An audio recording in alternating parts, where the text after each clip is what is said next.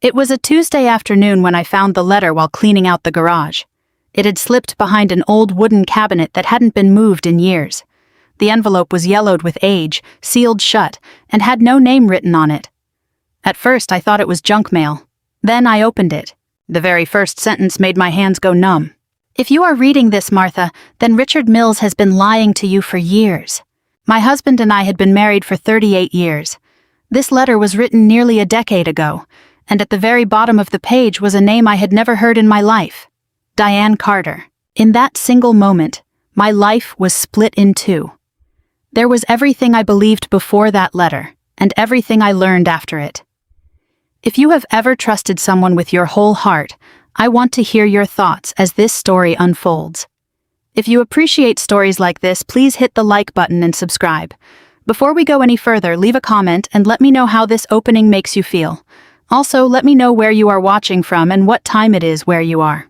I truly want to know. For the first few hours after finding that letter, I sat alone at the kitchen table, staring at the exact same sentence over and over again. "If you are reading this, Martha, then Richard Mills has been lying to you for years." I must have read those words 50 times, maybe more. Outside, the late afternoon sun was streaming through the window over the sink. The neighborhood looked exactly the same as it always did. Cars drove by, a dog barked down the street, and a teenager on a bicycle passed our house. Everything looked normal. But inside me, something had fundamentally shifted.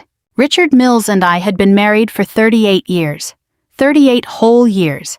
When your marriage lasts that long, your lives become intertwined in a way that is hard to explain to younger people. It isn't just love.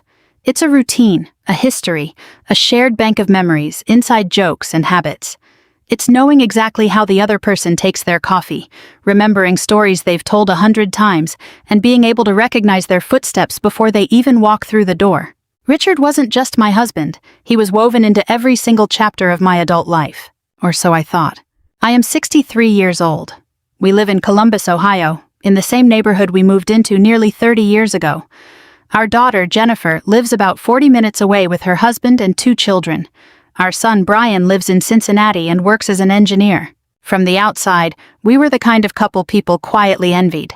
The ones who made it, the ones who weathered the storms, the ones people pointed to and said, "That's what real commitment looks like." I used to hear those comments at church, at family gatherings, and at neighborhood barbecues. People would smile and say, "You two are the gold standard." Richard would laugh and I would laugh. Neither of us ever corrected them. The truth is, our marriage wasn't perfect. No marriage is.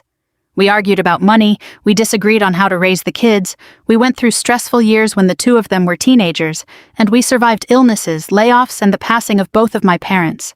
But through it all, there was one thing I believed completely. Richard was faithful. It wasn't something I felt the need to question. It wasn't something I worried about. It felt like a fact of life, like gravity, like the sunrise, as natural as breathing. Maybe that's why the letter hurt so badly, because it didn't just attack my marriage, it attacked my certainty. As I sat there holding those pages, the past began to replay in my mind. Small moments, tiny details, things I had overlooked, things I had made excuses for, things that suddenly didn't seem so harmless anymore. The first memory that surfaced was from nearly 20 years ago. That was when Richard started traveling more frequently for work. At the time, it made sense. He was in industrial equipment sales, and his territory covered several states. Travel wasn't unusual. Sometimes he would leave Thursday morning and return Saturday night. Other times he would be gone for nearly a week. Whenever I asked, he always had detailed explanations. Client meetings, trade conventions, training seminars, urgent service calls. They all sounded perfectly reasonable back then. I remembered one specific weekend when Jennifer graduated from college. It was a massive day for our family. Richard was supposed to arrive the night before, but he called, saying his flight was delayed, then canceled, then rebooked. He didn't arrive until halfway through the celebration. I remember being disappointed but never suspicious. Life happens, flights get canceled, people get stranded. At least, that's what I told myself. And then there were the phone calls. Those seemed innocent enough, too. Richard had always been private. Whenever his phone rang, he would step outside, walk into another room, or lower his voice. When I asked who it was, he usually gave simple answers. A client, a colleague, a supplier, nothing special. I accepted those answers because I trusted him. Trust fills in the blanks. It explains away the things that might otherwise cause doubt. Another memory emerged.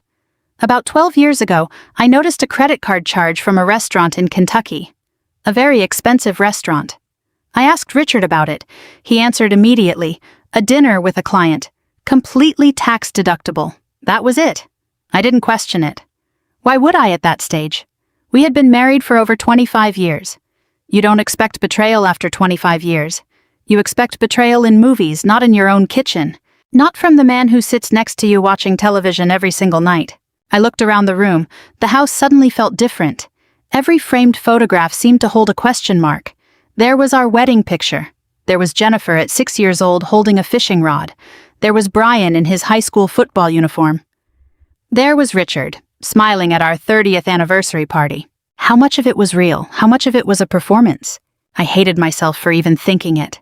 Because a part of me still wanted to defend him. Even after discovering the letter, even after reading those words, I still hoped there would be an explanation, a misunderstanding, a mistake, anything. But another part of me couldn't ignore the feeling. For the first time in decades, I began to retrace our lives like a detective, examining every piece of evidence. I thought back to the birthdays Richard missed, the oddly timed business trips, the hotel receipts I barely glanced at, the weekends he seemed distant, and the times he returned home exhausted but unusually cheerful. The times he brought home gifts, flowers, jewelry, weekend getaways, that seemed driven by a quiet guilt. At the time, I thought he was being romantic. Now I wasn't so sure. The most unsettling realization wasn't that suspicious moments existed. It was just how many of them there were. Once I started looking backward, they were everywhere, like cracks hidden beneath fresh paint. For nearly 40 years, I trusted my husband completely. So completely that I never bothered to look closely. Maybe that was what terrified me the most. Not just that Richard might have lied, but that I might have helped those lies survive. I had ignored the warning signs because facing the truth would have been too painful. The clock on the wall ticked away. The house was dead quiet. Richard wasn't due home for another 2 hours. I looked down at the letter on the table again. The paper was old, creased, and frayed at the edges. Someone had hidden it carefully. Someone wanted to make sure I never saw it. Suddenly, one question became impossible to ignore. If this letter was written nearly 10 years ago, why was it never delivered to me? Who hid it? And more importantly, what was Richard so desperate to keep me from finding out? I picked up the envelope again. This time I noticed something I had missed before. Written near the bottom of the final page was a name that was about to change everything. Diane Carter. For the first time in my life, I realized I needed to find her. I didn't sleep that night. Every time I closed my eyes, I saw the exact same sentence. Richard Mills has been lying to you for years. Around 3 a.m, I gave up on resting and went downstairs.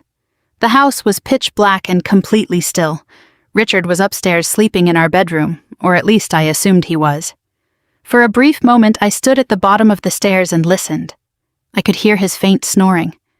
It was a sound that used to be familiar, even comforting. It had been a part of my life for nearly 40 years. Now, standing in the dark, it felt entirely foreign, as if I were listening to a stranger. I went into the kitchen and turned on a small light over the table. The letter was right where I had left it, carefully folded, waiting. I made a cup of coffee and sat down. Then I began to read it again.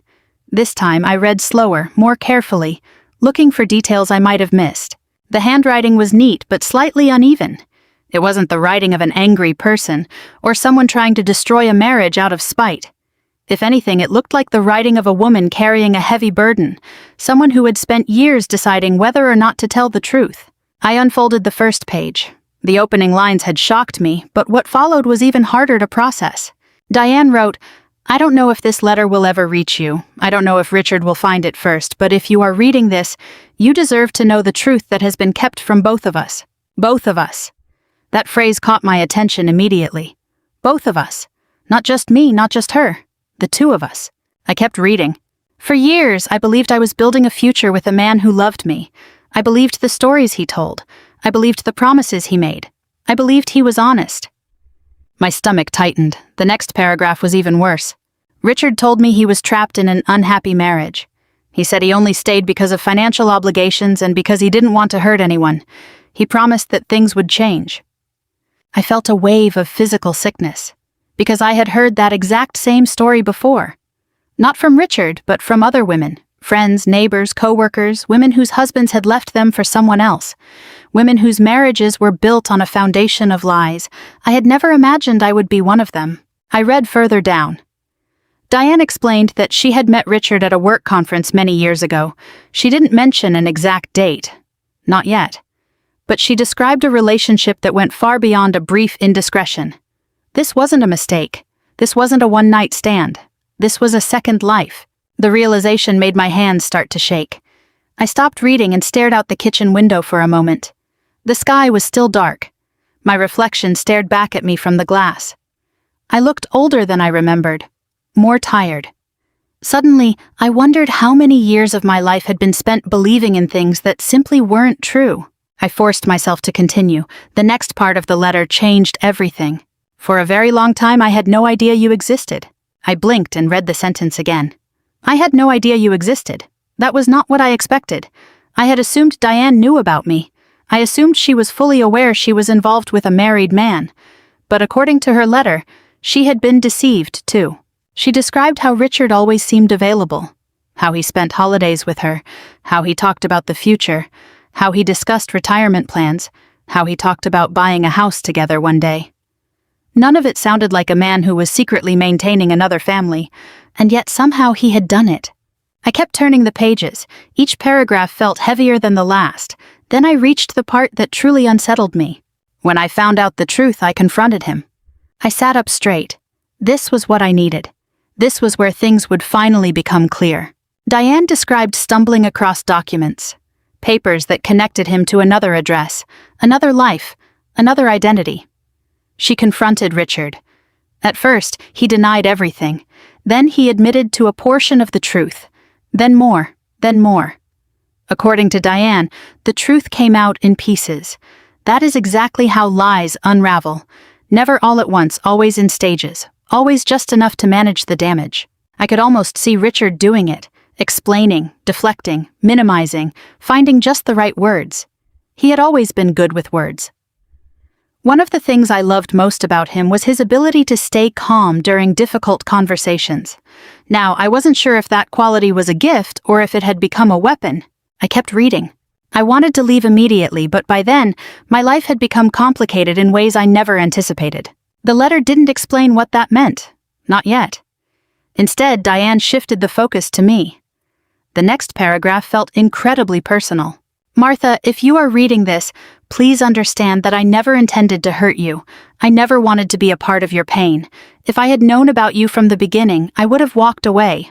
Tears filled my eyes unexpectedly. It wasn't because I fully believed her. I didn't know what to believe anymore. But because the words felt genuine.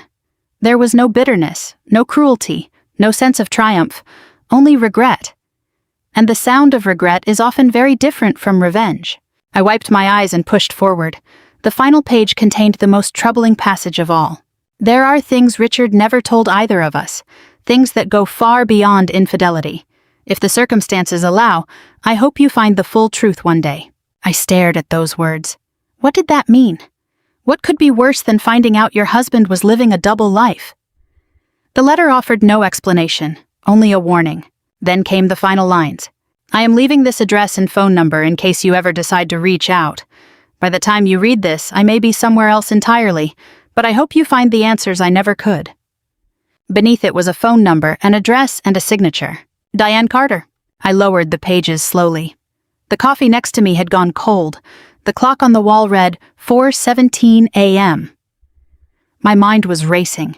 For hours I had focused on the possibility of an affair. Now I was facing something much larger. According to Diane, she wasn't a willing accomplice to Richard's choices. She had been deceived too, which meant one thing. If her story was true, there were two victims, not one.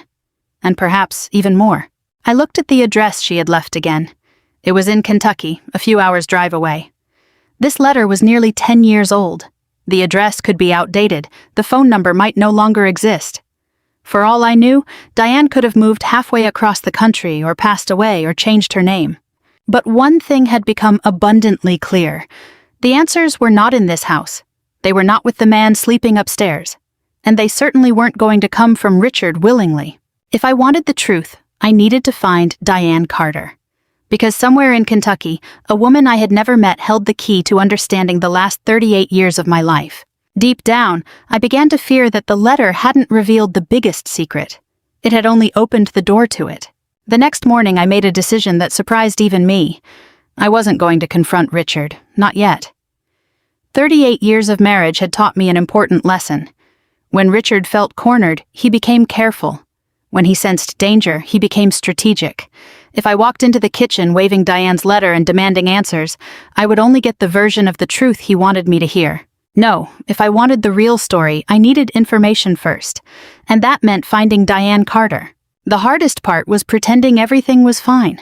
Richard came downstairs around 7, wearing his usual blue bathrobe. He smiled at me, a smile I had seen thousands of times before. "Morning, honey." I practically flinched. Not because he did anything unusual, but because suddenly everything familiar felt strange. I forced a smile. "Morning." He poured his coffee, asked about my plans for the day, complained about the rising price of gas, and talked about the neighbor's new fence. Completely ordinary conversation, and the whole time, I was thinking about one thing. How many lies can a person carry before they forget what the truth sounds like? Several times I looked at him, searching for guilt, regret, fear, anything. But Richard looked exactly as he always did, relaxed, comfortable, confident. If he had spent years hiding a double life, he was a master at the disguise. That realization disturbed me more than anything else. Once he left for work, I went to work. The address on the letter was for a home in a small town in Kentucky. I typed it into my laptop. The property still existed, but according to public records, it belonged to someone else now. Not Diane, no relation at all. It wasn't surprising. 10 years is a long time. People move, people remarry, people disappear. Still, it felt like hitting my first dead end. I spent hours searching online. Social media, public databases, property records, obituaries, anything. There were dozens of women named Diane Carter across the country. Far too many. I couldn't be sure which one wrote the letter. By noon, I felt exhausted, but I wasn't ready to give up. Then I noticed something. The small town listed in the old address wasn't that far away. It was about a 4-hour drive from Columbus. A long trip, but manageable. I stared at the screen for a few minutes, then I grabbed my purse. By 1 o'clock, I was driving south. The drive gave me too much time to think. The further I went, the more memories resurfaced. Every mile seemed to uncover another unanswered question. I thought back to the family vacations Richard missed because of work. I thought back to anniversaries interrupted by business emergencies. I thought back to the moments he disappeared during holidays to take phone calls. At the time, I thought those were just inconveniences. Now they looked like evidence. The realization made me grip the steering wheel tighter. By late afternoon, I arrived at the Kentucky neighborhood listed in the letter. It was older than I expected. Small homes, large trees, quiet streets, the kind of place where people still waved from their front porches. I parked across the street from the address. The house had been updated. Fresh paint, new landscaping, clearly under new ownership. For a second, I considered turning around and driving home. What was I doing? I was 63 years old, standing in a strange town, chasing a 10-year-old letter from a woman I had never met. The whole situation felt absurd. Then I remembered the first line of the letter, and my resolve returned. I walked up to the front door and knocked. A kind-looking couple in their 40s answered. They confirmed they had bought the house a few years back. No, they didn't know a Diane Carter. No, they didn't know where she had moved. No, they had never heard the name before. Another dead end. I thanked them and turned to leave. As I did, I noticed an older woman watering flowers next door. She looked to be in her late 70s. Instinct told me she might know more. I walked over and introduced myself. "Excuse me, I'm looking for someone who used to live nearby. Diane Carter." The woman stopped watering immediately. The reaction caught my attention. "You know Diane?" she asked. My heart skipped a beat. I've been trying to find her. The woman studied me carefully. For a moment I thought she might refuse to talk. Then her expression softened. "I'm Linda Evans." I introduced myself. The moment I said the name Martha Mills, something shifted in her eyes. A flicker of recognition. Not complete certainty, but definitely recognition. It lasted only a second, but I caught it. "Did you know her well?" I asked. Linda sighed. "As well as neighbors know each other." A pause, then she added softly, "She went through a very difficult time." My stomach tightened. "What happened?" Linda looked around, ensuring no one else was listening. Then she lowered her voice. "A man." I felt my pulse quicken. Neither of us spoke for a few seconds. The silence itself seemed to confirm what I already suspected. Finally, Linda continued. "Diane was happy when she first moved here. Then things changed. She cried often, stopped socializing, withdrew from the community. She looked heartbroken." The words hit me harder than expected because they matched the tone of the letter perfectly. Not anger, but heartbreak. I swallowed hard. "Did she ever mention his name?" Linda hesitated, then nodded slowly. "Richard." I felt the air leave my lungs. Suddenly it was real.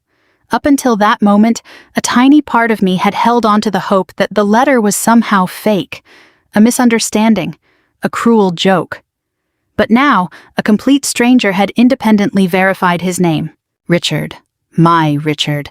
There was no denying it anymore. Linda continued, "I only heard pieces of the story, but I know Diane discovered he had been lying to her. Lying about something massive." I closed my eyes briefly. Every new piece of information felt like a new crack spreading through the foundation of my life.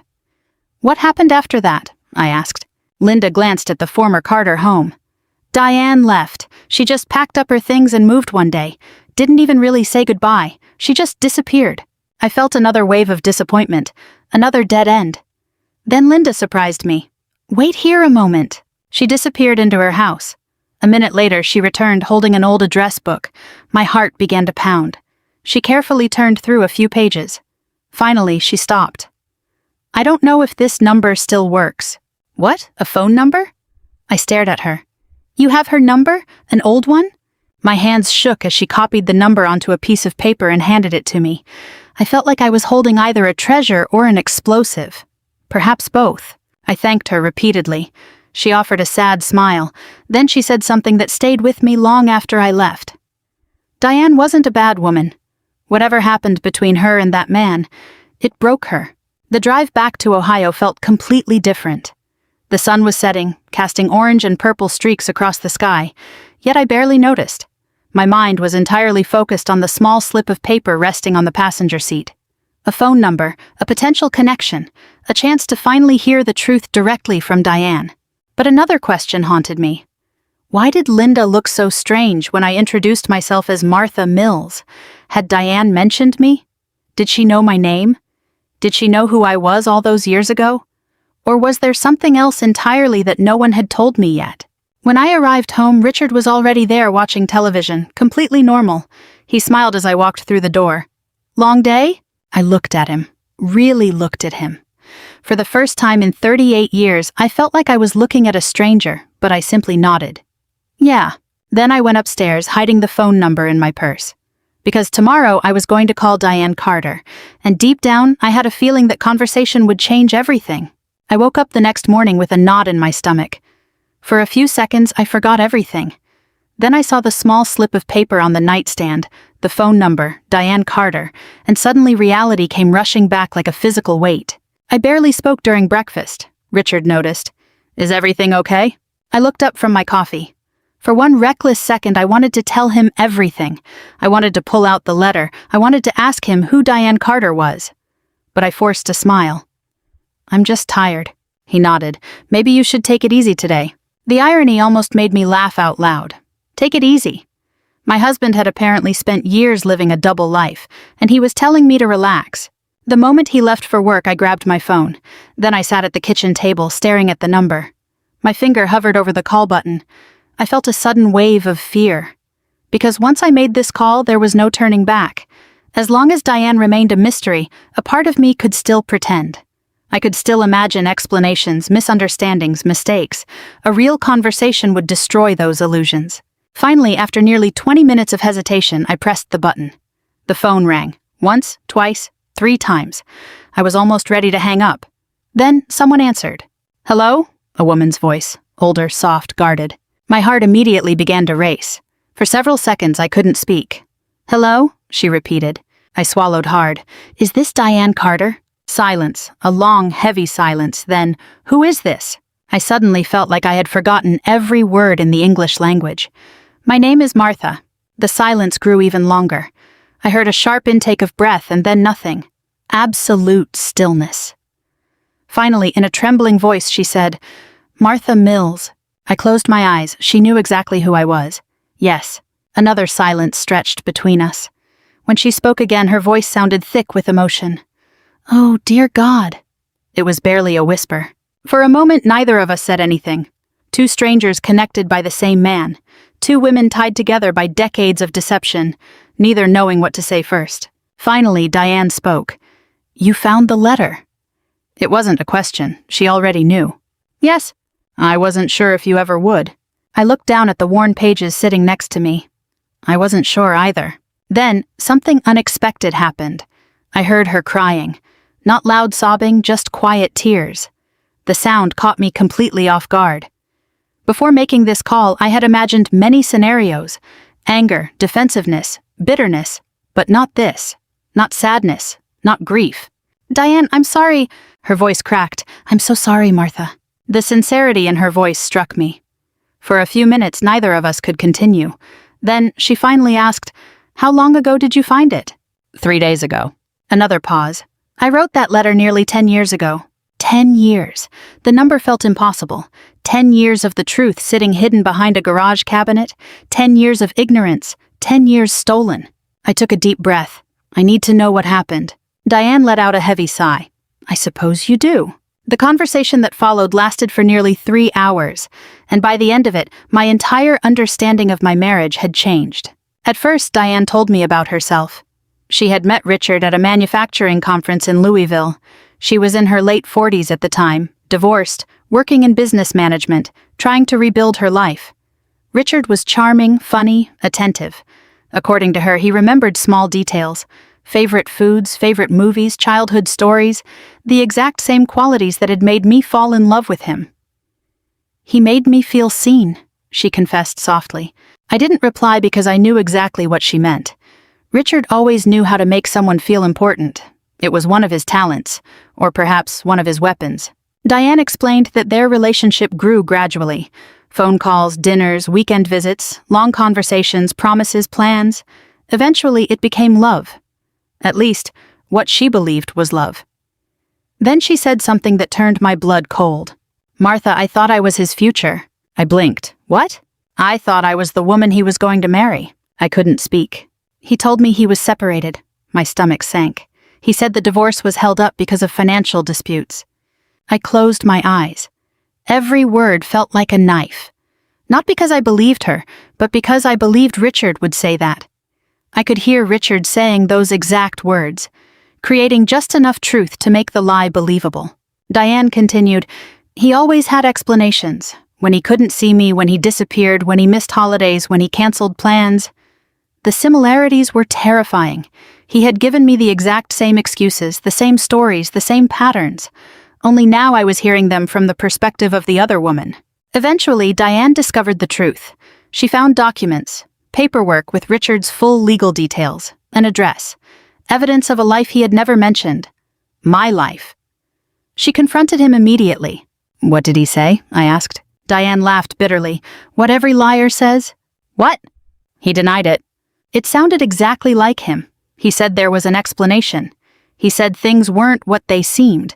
Then he admitted to a piece of it, then another piece, and another, until finally the whole story came out, or at least most of it. By this point, tears were streaming down my face, no longer from shock, but because every single detail sounded so believable. Too believable. Then Diane said something that completely shifted the direction of the conversation. "There is something else you need to know." I felt my chest tighten. "What?" A long silence followed. When she finally spoke, her voice was shaking. "Martha, I wasn't just his girlfriend." I gripped the phone tighter. "What are you talking about?" Diane took a deep breath. Then she said, "For years, I believed I was his wife." The room seemed to tilt. I actually stood up because I suddenly felt dizzy. "What?" "He had a ring, he had documents, he had explanations. He made me believe our marriage paperwork was handled privately due to legal issues involving property. I couldn't process what I was hearing." "You thought you were married to him?" "Yes." I sat back down heavily. The silence stretched between us. Finally, I whispered, "Oh dear God." Diane began to cry again.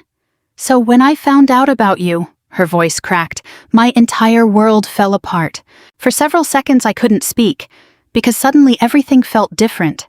This wasn't just a mistress. This wasn't just an affair. This was another woman whose entire life had been built on a lie.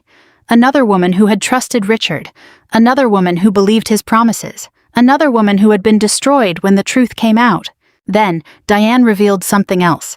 Something even more devastating. "Martha, there's one more thing." I stared at the kitchen wall, almost afraid to hear it.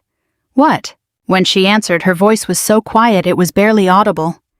"We had a child together." The words hit me like a freight train. For several seconds I literally couldn't breathe. A child. Richard had a child. A secret child. Somewhere in America, there was another person out there who shared my husband's blood, my family's blood, my relationship. And I had known nothing. Not for a single day, not for a single minute, for nearly 40 years. I sat frozen in my chair, unable to move, unable to think, unable to speak. Because in that moment, I realized something terrifying. The letter hadn't revealed the biggest secret. This phone call hadn't either. The biggest secret was still out there somewhere, living an entire life, and I had absolutely no idea who he was. Neither of us spoke for a long time after Diane told me about the child. I just sat there holding the phone, staring at the kitchen wall. A child. Not an affair, not a secret romance. A child. A living person. A life. A son who had existed for decades without my knowledge. The realization felt larger than anything else I had learned so far. Because affairs end, relationships break, people lie, but a child remains. A child changes everything. Finally, I found my voice. "How old is he?" Diane took a shaky breath. "He's 38. I nearly dropped the phone. 38. The exact same length of time as my marriage. I did the math quickly in my head, then another terrifying possibility entered my mind. What month and year was he born? Diane told me the date. I froze. For several seconds, my brain couldn't process the information. Then I realized something. Ethan was only a few months younger than my daughter, Jennifer. I felt a wave of physical sickness. Jennifer was 36, Brian was 34. And out there somewhere was another son. A son who had been hidden from all of us. A son who should have grown up knowing his siblings. A son who had been separated from his own family for his entire life because of one man's deception. I covered my mouth. Oh God. Diane began to cry again. I know. The pain in her voice was palpable. This wasn't old heartbreak. This wasn't distant history. The wound was still open, still bleeding, still shaping her life decades later. I wiped my eyes, trying to focus. Tell me everything. For the next hour, Diane poured her heart out, sharing the burden she had carried for decades. She met Richard when she was in her 20s. He had presented himself as a highly successful traveling salesman whose career naturally demanded constant time on the road.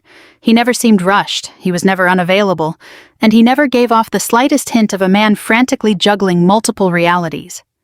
According to Diane, he was careful, meticulously careful. He rented an apartment under his own name, utilized a post office box for mail, maintained entirely separate bank accounts, and had a flawless explanation prepared for every single contradiction. Whenever she questioned an inconsistency, he had an answer ready. Whenever she spotted a gap in his story, he bridged it seamlessly. Whenever doubt crept in, he pacified her completely. The more details she shared, the more a cold dread washed over me. Because she wasn't describing a stranger. She was describing the exact same Richard I had known for nearly 40 years.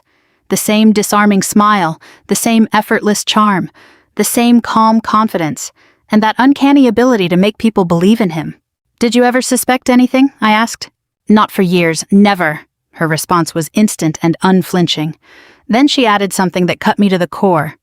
Trust blinds you. I sat in total silence because she was right. Trust isn't a weakness, it's a gift. The tragic reality is that dishonest people know exactly how to weaponize that gift against you. Diane went on to explain that after Ethan was born, Richard became even more deeply embedded in their lives. He visited regularly, celebrated birthdays, posed for family portraits, bought Christmas gifts, and fully played the part of a father, at least on a part-time basis. My stomach knotted up. I pictured Richard helping Ethan learn to ride a bike, teaching him how to throw a baseball, and taking him fishing, all while maintaining an entirely separate household with me. The sheer logistics of that kind of time management seemed impossible, yet somehow he pulled it off. "How?" I whispered. "How could he possibly keep it hidden for so long?" Diane offered a bitter laugh. "Because we helped him." The answer caught me completely off guard. "What do you mean?" "We trusted him." The brutal simplicity of her answer was devastating because it was undeniable. We weren't foolish women, nor were we careless. We were loyal, and that loyalty created the perfect environment for a massive deception to thrive. Diane continued, "Richard traveled constantly between Ohio and Kentucky. His job provided the ultimate cover: sales meetings, client dinners, training seminars, trade shows. They were the exact same excuses I had accepted for decades. Suddenly, I finally understood why those business trips always seemed endless, why emergencies always cropped up at the most convenient moments, and why schedules shifted without warning. Some of those trips weren't for business at all. They were visits to his other family. The realization felt like a physical blow to the chest. Then Diane shared something else I hadn't anticipated. Ethan absolutely adored him. I closed my eyes. Of course he did. Children don't see deception, they see attention, presence, and affection. Diane's voice softened. He thought Richard was a hero. For a fleeting second, I found myself grieving for a boy I had never met. A young boy who loved his father, trusted him completely, and had absolutely no idea his entire world was built on a lie. Then Diane's tone shifted. The warmth vanished. When I found out the truth, everything shattered. I listened intently. Years ago, she had stumbled across documents linking Richard to Ohio. The information flatly contradicted the life story he had given her. She began digging quietly, mirroring the exact investigation I was conducting now. Eventually, she uncovered proof of my existence, our children, our home, and our marriage. A chill ran down my spine as she recounted her discovery.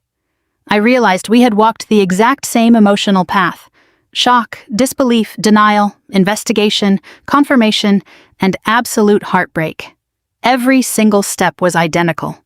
When I confronted him, he begged me not to leave. I wasn't surprised. What did he say? The usual routine.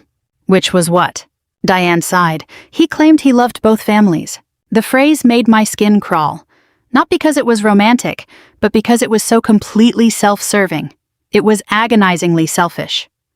True love doesn't require a web of deception. It doesn't demand two separate lives. It doesn't leave a trail of destruction in its wake. But clearly, Richard had his own definition of the word. Diane continued, "He promised he would fix everything." I let out a bitter, joyless laugh. Did he? No, of course not. Liars rarely repair the damage they inflict. They simply pivot to the next falsehood. Then, Diane revealed the real motivation behind the letter. After discovering the truth, she ended the relationship, at least on paper. But she couldn't stop thinking about me. She couldn't shake the image of another woman living under the exact same delusion, wondering if I would ever find out. That was why she wrote it. It wasn't born out of vengeance or jealousy. It was driven by guilt. I felt I owed you the truth. I stared at the floor, believing her completely for the very first time. Everything she described felt authentic. The chaos, the pain, the raw humanity. Nothing about her story sounded rehearsed or manipulative. It was just pure, unadulterated trauma. Then she offered an unexpected detail. "There's something you should know about Ethan." I sat up straight. "What is it?" "He's a good man." The pride in her voice was unmistakable. "He's kind, hardworking, and honest." That last word hung heavily in the air. Honest. It was everything Richard was not. I felt an unexpected surge of emotion. Not anger, but profound sadness. Ethan had spent his entire life paying the price for choices he never made. "Does he know about me?" I asked. "No," the answer came instantly. Then she added, "He knows Richard lied. He knows about the other family, but he doesn't know the specifics." I nodded slowly. Part of me felt a sense of relief, while another part carried a heavy guilt. This young man had been tethered to my family for 38 years, and neither side had a clue. Then I finally asked the question I had been avoiding. "Does Richard still contact him?" Silence stretched out between us. Finally, Diane answered, "Sometimes." My stomach tightened.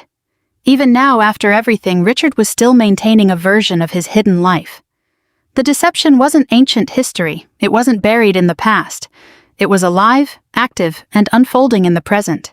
That realization changed everything. Until that very moment, a small part of me viewed this as a decades-old betrayal, something terrible but distant. Instead, it was ongoing. The deception hadn't ended. It had simply evolved. Suddenly, a terrifying truth became clear. I still didn't have the full story. Not even close. If Richard could successfully hide an entire family for decades, what else was he keeping in the dark? For 3 full days after my conversation with Diane, I did nothing but think about Ethan Carter. The name looped continuously in my mind. Ethan Carter, Richard's son, my husband's child, a half-brother to Jennifer and Brian, a man who had existed in the shadows of our lives for nearly 40 years without any of us knowing. I couldn't stop wondering what he looked like. Did he resemble Richard? Did he comprehend how profoundly his existence would shake another family? Did he resent Richard? Or did he still love him? Questions multiplied far faster than answers. Meanwhile, I continued the exhausting charade at home. It was growing increasingly difficult. Every morning, Richard sat across from me at breakfast. Every evening, he joined me on the couch. Every night, he climbed into bed beside me. And every single time I looked at him, I saw a completely different man. Not the husband I thought I knew, but a total stranger capable of constructing an entire world out of fabrication. Sometimes I caught myself staring at him. One evening, he finally noticed. "Are you okay?" I quickly looked away. "Just tired." The answer seemed to satisfy him, but inside I was screaming. How many times had he looked me dead in the eye and lied? How many times had he kissed me goodbye before driving off to his other life? How many family photographs held secrets standing just outside the frame? 3 days after learning about Ethan, my phone rang. It was Diane. When I answered, her voice sounded steadier than before. "Martha, hi, I found something." My heart pounded instantly. "What is it, a photograph?" I sat up abruptly. A photograph. Until that moment, Ethan existed only as a story, a name, a concept. Now there was a visual, tangible proof of reality. Diane hesitated. "Are you sure you want to see it?" The question caught me off guard. Part of me wanted to say no because a photo would make it real. A photo would eradicate the final traces of denial. But I already knew I had to face it. Yes. An hour later, an email notification popped up on my screen. 3 attachments. My hands shook as I opened the first image, and suddenly I couldn't breathe. The resemblance was undeniable. Ethan looked exactly like Richard. It wasn't a subtle hint or a vague passing likeness. It was striking. The same eyes, the same jawline, the same smile, the same posture. If someone had shown me this photo without any context, I would have guessed they were related instantly. Tears blurred my vision as I clicked on the next image. This one showed Ethan as a teenager, and again the similarity was uncanny. The third photograph was recent. A grown man stood outside what appeared to be a small business. He was nearing 40, with broad shoulders, dark hair, and a confident smile. For a brief second, I forgot the anger, the betrayal, and the heartache, struck by a simple observation. He looked genuinely kind. Then, another realization hit me. He looked familiar. I zoomed in on the image, studying his face, and suddenly I understood why. He reminded me of Brian. They didn't look identical, but there was enough of a resemblance to make my chest ache. It was subtle. The way they stood, the shape of their eyes, the way their smiles formed. They looked like brothers because that's exactly what they were. And neither of them had any idea. I began to cry, not out of resentment toward Ethan, but because I felt robbed. 38 years, 38 birthdays, Thanksgivings, Christmas mornings, graduations, and family vacations. 38 years these 2 brothers could have known each other, completely erased by a lie. Later that evening, Diane called back. "What do you think?" I swallowed hard before answering. "He looks like Brian." A heavy silence followed. Then Diane whispered, "I thought so too." We spent nearly an hour discussing Ethan, his childhood, his personality, his life. The more she shared, the more he transformed from a secret scandal into a real, living person. According to Diane, Ethan grew up believing Richard traveled constantly for work. It was the same lie, the same excuse, the same narrative. As a child, he accepted it. Why wouldn't he? Children trust their parents. But as he grew older, questions inevitably emerged. Why couldn't Richard stay longer? Why did plans always change at the last minute? Why did holidays always feel incomplete? Why was there always an underlying distance? Eventually, Ethan began noticing patterns. It wasn't enough to uncover the whole truth, but it was enough to know something was fundamentally wrong. By his 20s, suspicion turned into certainty. Richard was hiding something massive. The full truth came to light later, and when it did, it absolutely shattered him. "How did he react?" I asked. Diane sighed, terribly. I wasn't surprised, and neither was she. According to Diane, Ethan felt deeply humiliated. Not just because Richard had another family, but because his entire upbringing had been an illusion. The deception cut far deeper than the secret itself. I understood that pain completely because I was living it. At one point in the conversation, I finally asked the question I had been avoiding. "Where does Ethan live?" A prolonged silence followed. Then Diane answered, "About 45 minutes away from you." I nearly dropped the phone. "What?" "He lives just outside of Columbus." For several seconds I couldn't utter a word. 45 minutes. Not in another state, not in a distant region, not on the other side of the country. For all these years, through all these decades, he had practically been living right next door. The realization felt completely surreal. My mind raced through all the grocery stores, restaurants, gas stations, shopping malls, and community events. How many times had our paths crossed without either of us knowing? How many times had we shared the same space, the same city, the same street, or the same store, entirely unaware of our connection? The thought made my skin crawl. Then Diane revealed another detail. "Ethan doesn't know about you." I nodded slowly. "He knows there's another family." "Yes, but he doesn't know any names." That caught me by surprise. "Why not?" "Because Richard never allowed it." My stomach tightened. Of course. Control, secrecy, and compartmentalization. The very foundation of Richard's entire existence. He never wanted those two worlds to collide. He wanted to avoid questions, exposure, and consequences. So he kept everyone isolated, including his own children. The sheer cruelty of that realization left me speechless. As the call drew to a close, Diane asked an unexpected question. "Do you want to meet him?" The question hung heavily in the air, momentous and life-altering. Did I want to meet him? Honestly, I didn't know. A part of me desperately wanted to, while another part felt completely terrified. Meeting Ethan would make everything real in a way a photograph never could. He wasn't just evidence or a byproduct of Richard's betrayal, he was another victim. Another person whose life had been shaped by the exact same web of lies. Another person who deserved real answers. After hanging up that night, I sat alone in the living room for hours. Upstairs, Richard slept peacefully, entirely oblivious. The house was dead quiet. I looked at Ethan's picture again. The more I studied his face, the more I realized I couldn't ignore the truth. He wasn't responsible for any of this. He didn't choose the deception, the secrets, or the pain Richard caused. Yet, somehow, he was still paying the price. Just like Diane, just like me, just like Jennifer, and just like Brian. Then another thought surfaced, one that hadn't fully formed until now. If Ethan had been living nearby all these years, and if Richard still spoke to him occasionally, there had to be evidence. Meetings, money, records, a paper trail. Maintaining two households for decades isn't just emotionally complex, it's an immense financial undertaking. Suddenly, I realized there was an entire section of Richard's life I had never scrutinized. The money, the bank accounts, the transfers, the hidden flow of funds spanning decades. If Richard had been supporting Ethan financially all this time, he had to leave a trail.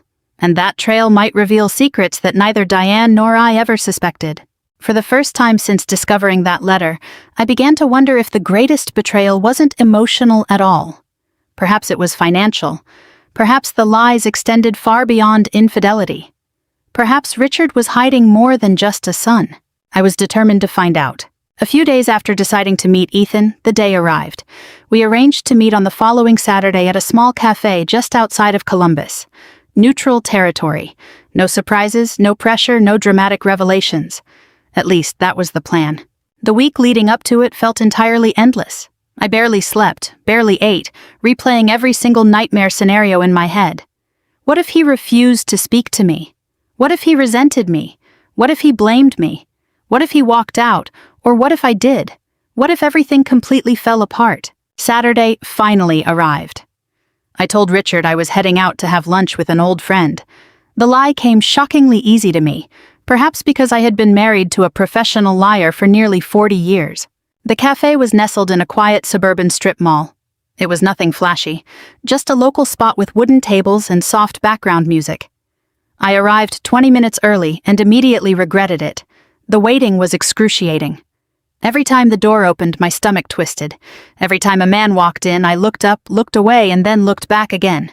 At exactly 11 o'clock, the door opened, and I knew it was him instantly. No introduction was needed, no explanation, no confirmation. I could see the unmistakable resemblance to Richard immediately. He looked a bit older than the photos Diane had sent. A little more tired, with a few strands of gray hair starting to show, but it was undeniably Ethan Carter. He scanned the room and our eyes met briefly. Neither of us moved initially. Then he walked toward my table. "Martha," his voice was calm and friendly. I nodded. "Ethan." He offered a polite smile and took a seat. For several seconds, neither of us knew what to say. The situation was incredibly surreal for both of us. Two strangers connected by a man neither of us could fully trust anymore. Finally, Ethan broke the ice. "My mother said you wanted to talk." I nodded. "Thank you for coming to meet me." "Of course." He looked genuinely curious. There was no defensiveness or anger in his expression, just curiosity. The waitress arrived. We ordered our coffee and the awkward silence returned. I studied him closely. The longer I looked, the more similarities I noticed. His eyes reminded me of Brian, his smile reminded me of Richard, and his posture reminded me of both of them.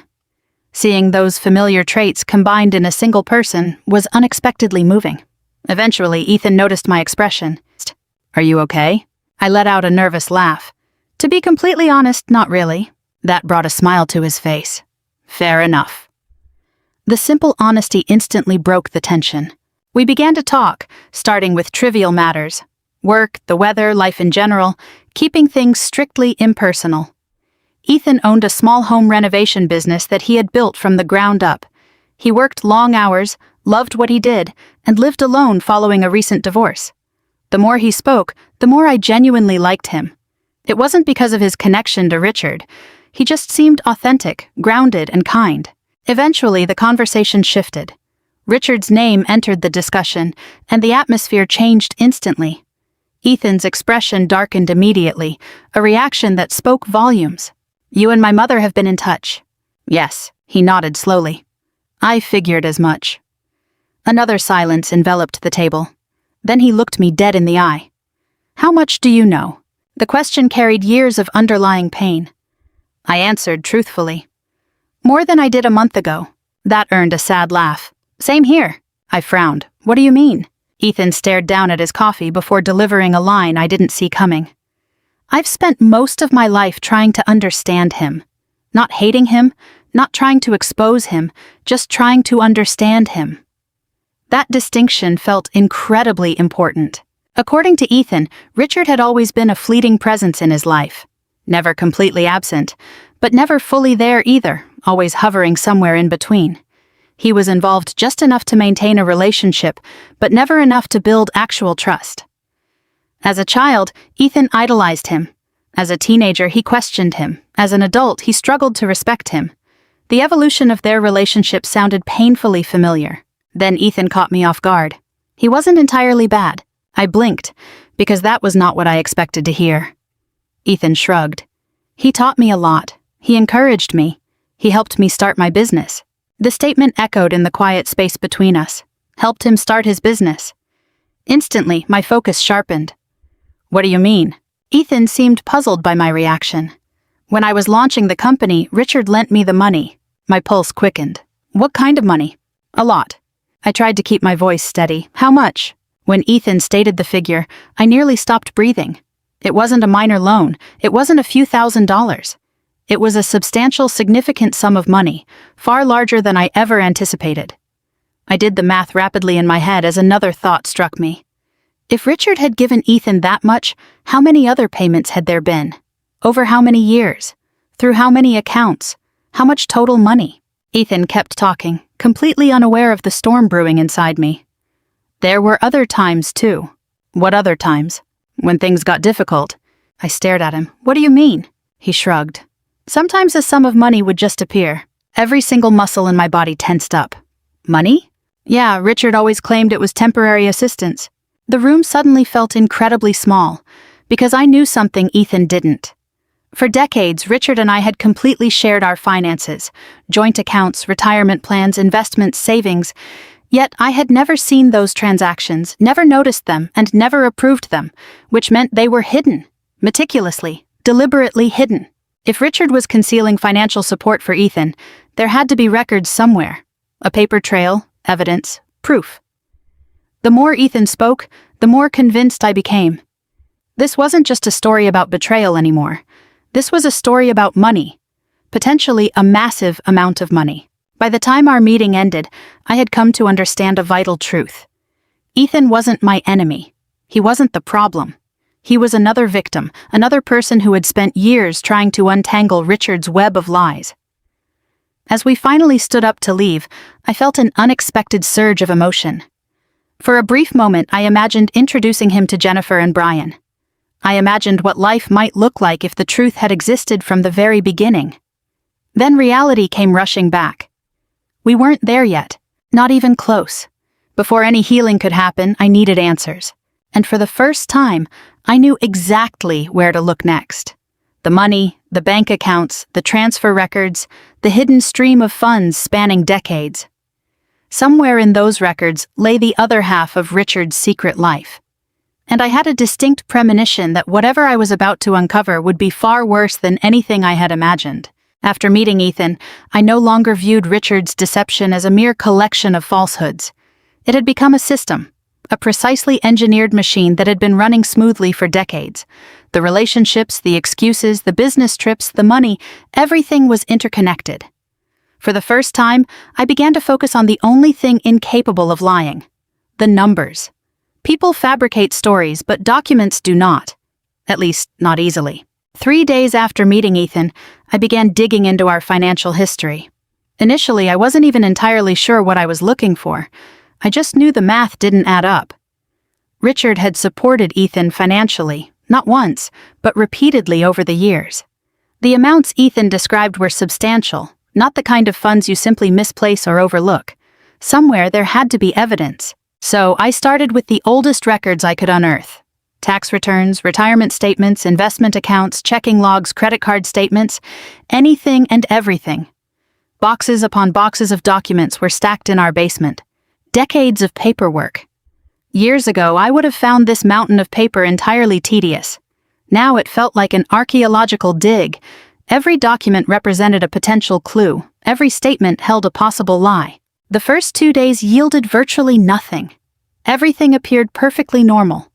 The income, the expenses, the mortgage payments, the utilities, the insurance, the retirement contributions, the financial health of our household looked exactly as I expected. It was deeply frustrating because I knew Ethan wasn't lying, and Diane wasn't lying. Someone was, but it wasn't them. By the 3rd day, I noticed an anomaly, a pattern. It wasn't massive withdrawals, but tiny ones. Incredibly small, at least on an individual basis. A few hundred here, 1,000 there, transferred every few months. Nothing glaring, nothing that would trip an alarm, especially across decades of marriage. If I hadn't been specifically searching for irregularities, I would have missed it entirely. The transactions appeared under various descriptions: business expenses, travel reimbursements, consulting fees, administrative transfers, all completely harmless labels. But when I began totaling them up, the sum caught me completely off guard. I expanded the search, pulling more years, more statements, and more records. The total continued to climb, higher and higher. By the end of that weekend, I felt physically ill. It wasn't because of the money itself, it was the sheer consistency. This wasn't random. This wasn't occasional generosity. This was systematic, deliberate, and entirely planned. One evening, I sat alone in the basement, surrounded by towers of paperwork. The number glowing on the calculator screen next to me made my hands tremble. Nearly $80,000. And that was only from the records I had managed to review so far. I stared at the figure, then cleared the machine and recalculated. The result was identical. I leaned back in my chair, my heart hammering against my ribs. A terrifying possibility flashed through my mind. What if this wasn't the full amount? What if I had only uncovered a fraction of it? The next morning I called Diane. "Can I ask you something?" "Of course." "Did Richard ever support Ethan financially?" A brief pause. "Yes." My pulse quickened. "How much?" "I don't know the exact figure." "Give me a rough estimate." Diane thought for a moment before answering. A lot. That didn't help, I sighed. A few thousand? More than that? Tens of thousands? Absolutely. I closed my eyes. What if we're talking about the majority of his life? A long pause followed. When Diane finally spoke, her voice sounded entirely uncertain. I truly don't know, Martha, but it was enough to put him through college, enough to help him launch his business, and enough to assist whenever times got tough. My stomach tightened. It was exactly what I feared. The transfers I uncovered only represented a piece of the narrative, not the whole story.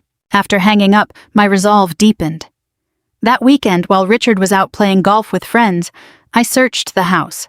Not frantically or recklessly, but carefully and methodically. I started with his home office. For years I had respected his privacy. I was no longer interested in protecting those secrets. The office looked entirely ordinary. A desk, a computer, a filing cabinet, and bookshelves. Initially, nothing seemed unusual. Then, I discovered a locked drawer. My pulse raced instantly. The key was nowhere in sight, but after 38 years of marriage, I knew Richard's habits. I checked behind an old toolbox on the closet shelf, exactly as I suspected. The key fit perfectly. I pulled the drawer open. Inside were several folders, neatly arranged. My stomach sank, because secret drawers rarely contain innocent surprises. The first folder held basic business documents, nothing of consequence. The second contained insurance information, equally harmless. The third folder changed everything. Bank statements. Accounts I had never seen before, accounts I had no idea existed. For several seconds, I just stared at them.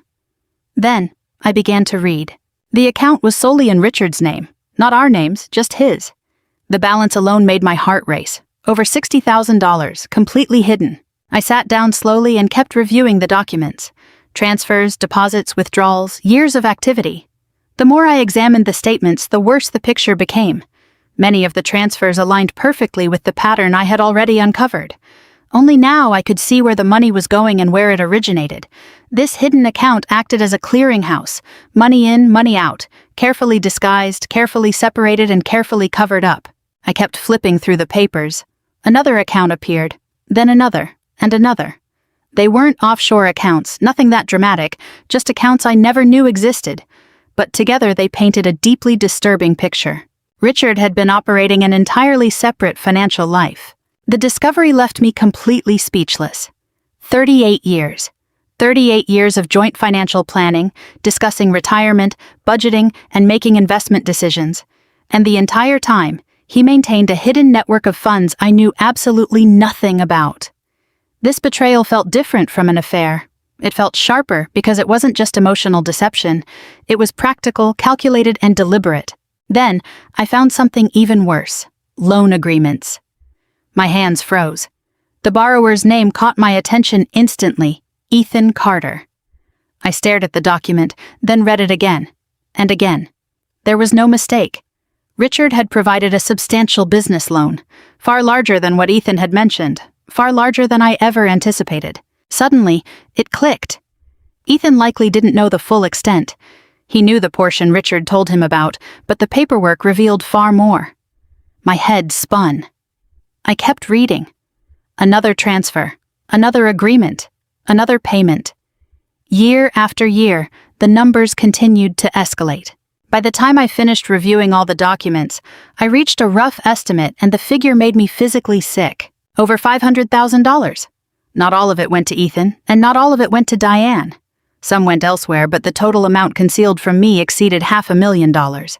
I sat entirely motionless for nearly 10 minutes, unable to think or breathe normally. $500,000. Money that should have been a joint decision, taken away. Money planned for retirement, diverted. Money concealed through falsehoods. Money belonging to our future. Yet it wasn't just the amount that stunned me. It was what that amount represented. Time, effort, planning, and deliberate deception. No one accidentally hides $500,000. No one accidentally maintains secret accounts for decades. It wasn't a mistake. It was a strategy, a lifestyle, a choice repeated thousands of times. Right then, I noticed something unusual. A name appeared repeatedly throughout the records. It wasn't Diane, and it wasn't Ethan. It was someone else entirely. A name I had never heard in my life. Karen Whitmore. I frowned. The name appeared several times: transfers, checks, joint financial activities, prominent enough to raise immediate questions. My pulse quickened once again. Who was Karen Whitmore? A business partner? A friend? Another secret? I stared at the name for a long time, and then a terrible sensation washed over me. It felt as if another piece of a jigsaw puzzle had suddenly dropped into place. Diane wasn't the only woman. Deep down, I already knew the answer. A man capable of maintaining 2 families for decades wasn't going to stop there. The more I looked at the name Karen Whitmore, the more convinced I became. The financial records had already exposed one hidden life. Now they pointed toward another. And I began to fear that Richard Mills wasn't just living a double life. He might have been living a triple life. For 2 days after finding Karen Whitmore's name in Richard's financial records, I kept telling myself there had to be a rational explanation. Perhaps she was a former colleague. Perhaps she was a business consultant. Perhaps she was involved in an investment of his. Perhaps. But deep down, I already knew the truth. Rational explanations don't typically hide inside secret bank accounts, let alone surface repeatedly over a span of nearly 20 years. The name was everywhere. Checks, transfers, joint financial activities, records tied directly to one of Richard's hidden accounts. It wasn't constant or blatant, but it was regular. Regular enough that every time I saw it, a sharp cramp gripped my stomach. By that point, I had learned a vital lesson. Whenever a mystery appeared in Richard's life, the answer was almost never innocent. So, I began to investigate quietly and thoroughly, just as I had with Diane and Ethan. Only this time, I was better prepared. I knew exactly what to look for. Public records became my first stop, and it didn't take long to find Karen Whitmore. 60 years old, living in Indianapolis, Indiana. Divorced, former regional sales manager. My pulse quickened when I saw her employment history. Regional sales manager, the exact same industry as Richard, the exact same years, the exact same territory. The connection was undeniable. I dug deeper. Property records, corporate filings, archived professional directories. Piece by piece, a picture began to form. Karen and Richard had worked together for over 15 years. That alone wasn't suspicious, but the financial records were. Several payments from Richard's hidden account went directly to Karen. The amounts weren't massive, but they were significant. A few thousand here, sometimes tens of thousands there, and the dates spanned years. One evening, I sat alone in my bedroom, staring at the records. Downstairs, Richard was watching television, laughing out loud at some sitcom, entirely unaware that his meticulously constructed world was beginning to unravel. The contrast filled me with rage. I was losing sleep, questioning my entire existence, replaying decades of deception, and he was laughing. A sudden realization hit me. I didn't need explanations anymore, I needed facts. The next morning, I decided to call Karen. The decision terrified me. Dealing with Diane had been difficult enough, but this felt different because I had no idea what role Karen played. Perhaps she was another victim. Perhaps she was a willing participant. Perhaps she knew everything, or perhaps she knew nothing at all. There was only one way to find out. The phone rang 3 times before a woman answered. "Hello?" Her voice sounded confident, professional, and calm. "Is this Karen Whitmore?" "Yes, it is." I took a deep breath. "My name is Martha Mills." Silence. Immediate silence. It wasn't confusion or surprise, it was recognition. My heart hammered against my ribs. She knew the name. I understood instantly. Neither of us spoke for several seconds. Then Karen said softly, "I've been wondering if this day would ever come." The words sent a chill down my spine. Not because they answered my questions, but because they triggered entirely new ones. "You know who I am." "Yes," her reply came without a hint of hesitation. My stomach tightened. "How did you find out?" Another brief pause followed. Then Karen spoke. "Because Richard talked about you." I closed his eyes. Of course he had. The thought filled me with an absolute sense of disgust. How many different versions of me existed within Richard's web of lies? How many stories had he fabricated? How many lives had he manipulated? Karen's voice broke through my spiraling thoughts. "Do you want to meet up?"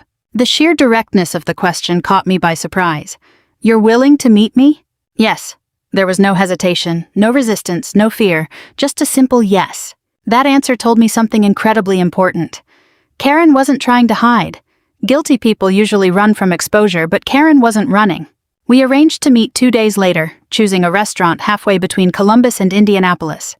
Neutral territory, a setup very similar to my meeting with Ethan. The drive felt unsettlingly familiar. The same underlying anxiety, the same profound uncertainty, the same nagging premonition that another piece of my life was about to alter forever. Karen arrived precisely on time. The moment she walked into the restaurant, I understood immediately why Richard had been drawn to her. She moved with an innate sense of confidence. Elegant without being flashy, sharp, composed, the kind of woman who effortlessly commanded a room. As she took her seat across from me, neither of us smiled. There was nothing to smile about. For a moment, we just looked at each other. Once again, two women tied together by the exact same man. Finally, Karen spoke. "You look exactly like you do in the photographs." I frowned. What photographs? The moment the words left my mouth, I saw a flicker of immediate regret cross her face. A slip of the tongue. She hadn't intended to reveal that. My pulse quickened instantly. "What photographs, Karen?" She let out a heavy sigh, looking down at the table. "The family pictures." A wave of nausea washed over me. "He showed you photos of me?" The room suddenly felt incredibly small. "Why?" Karen hesitated before offering a candid reply. "Because he talked about you." The answer offered zero comfort. It was deeply unsettling.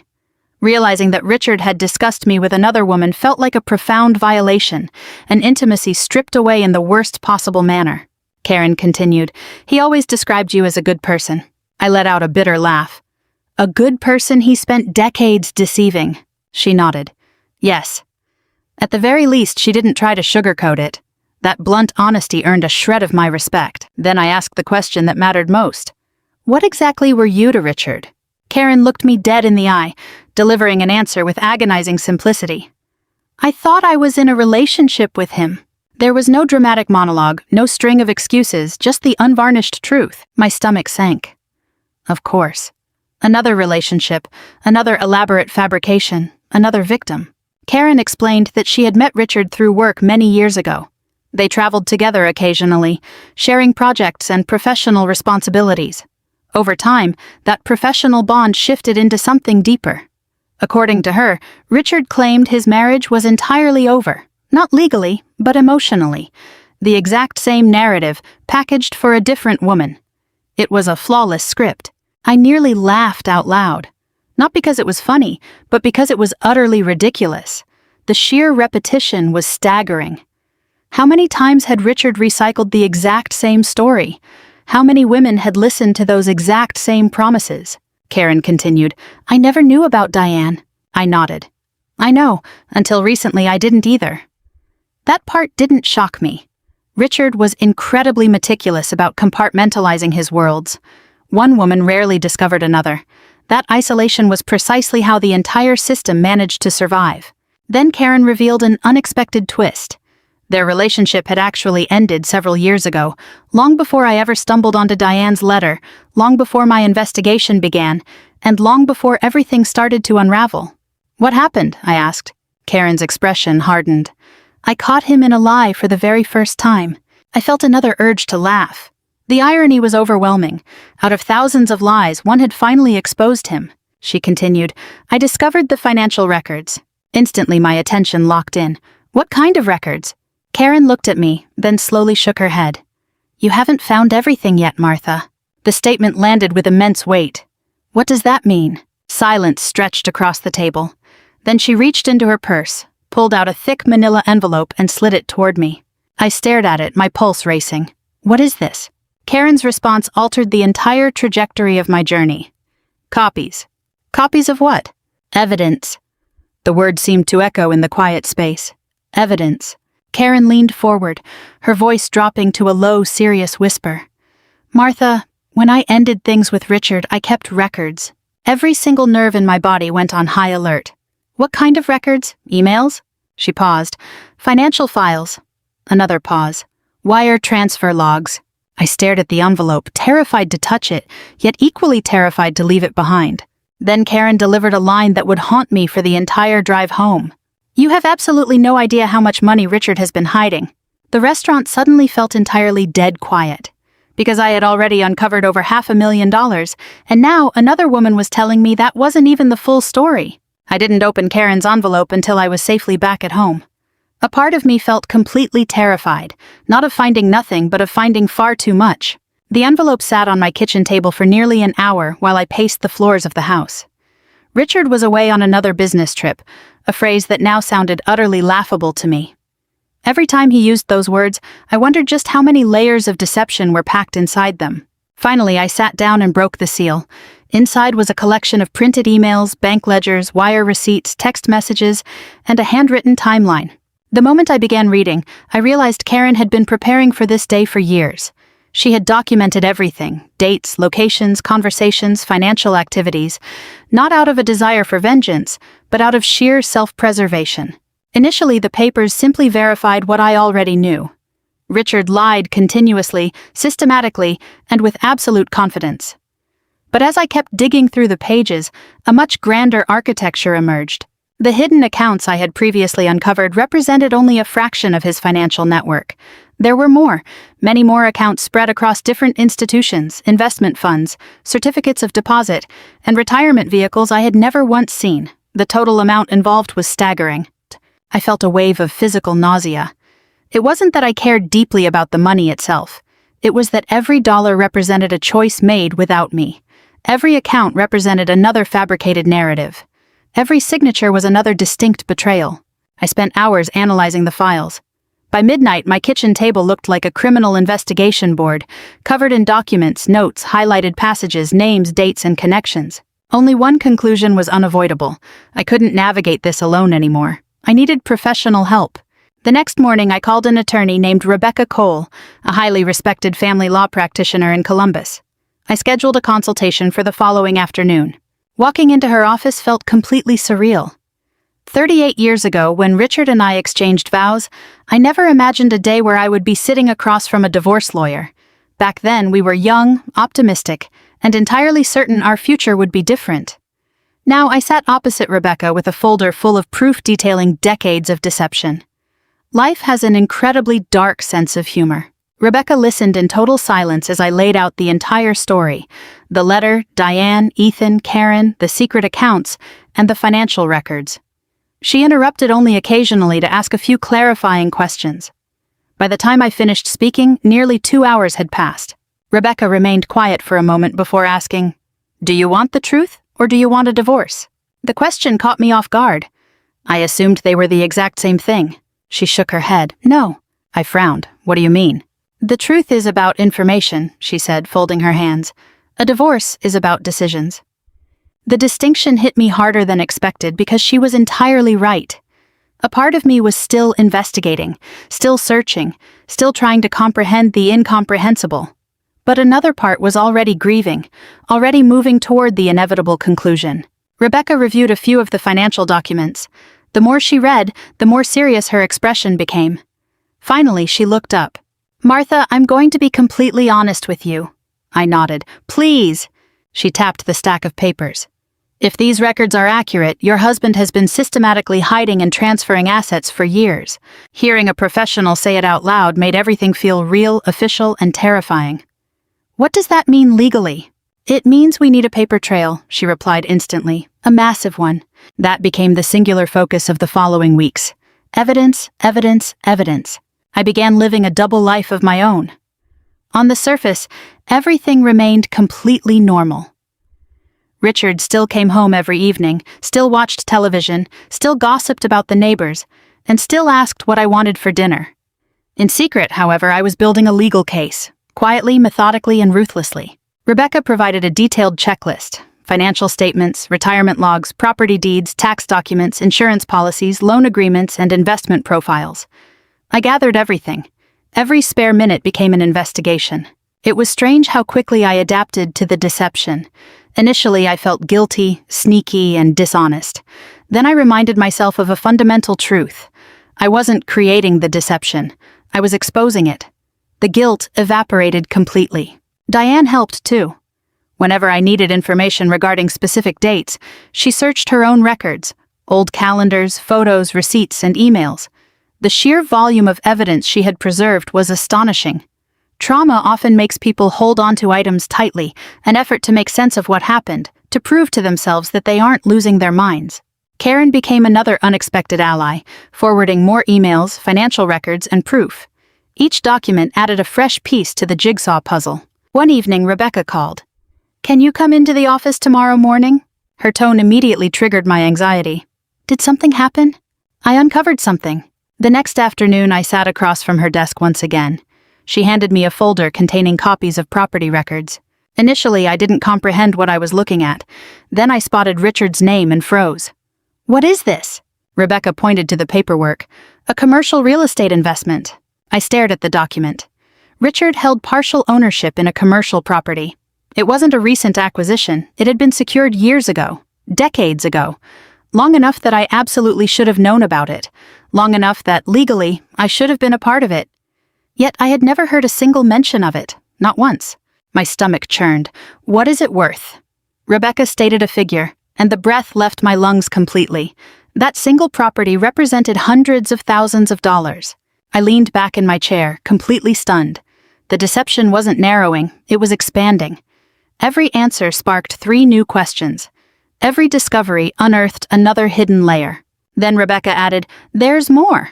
Of course there was. There always was. She opened another file, this one detailing recent financial activity.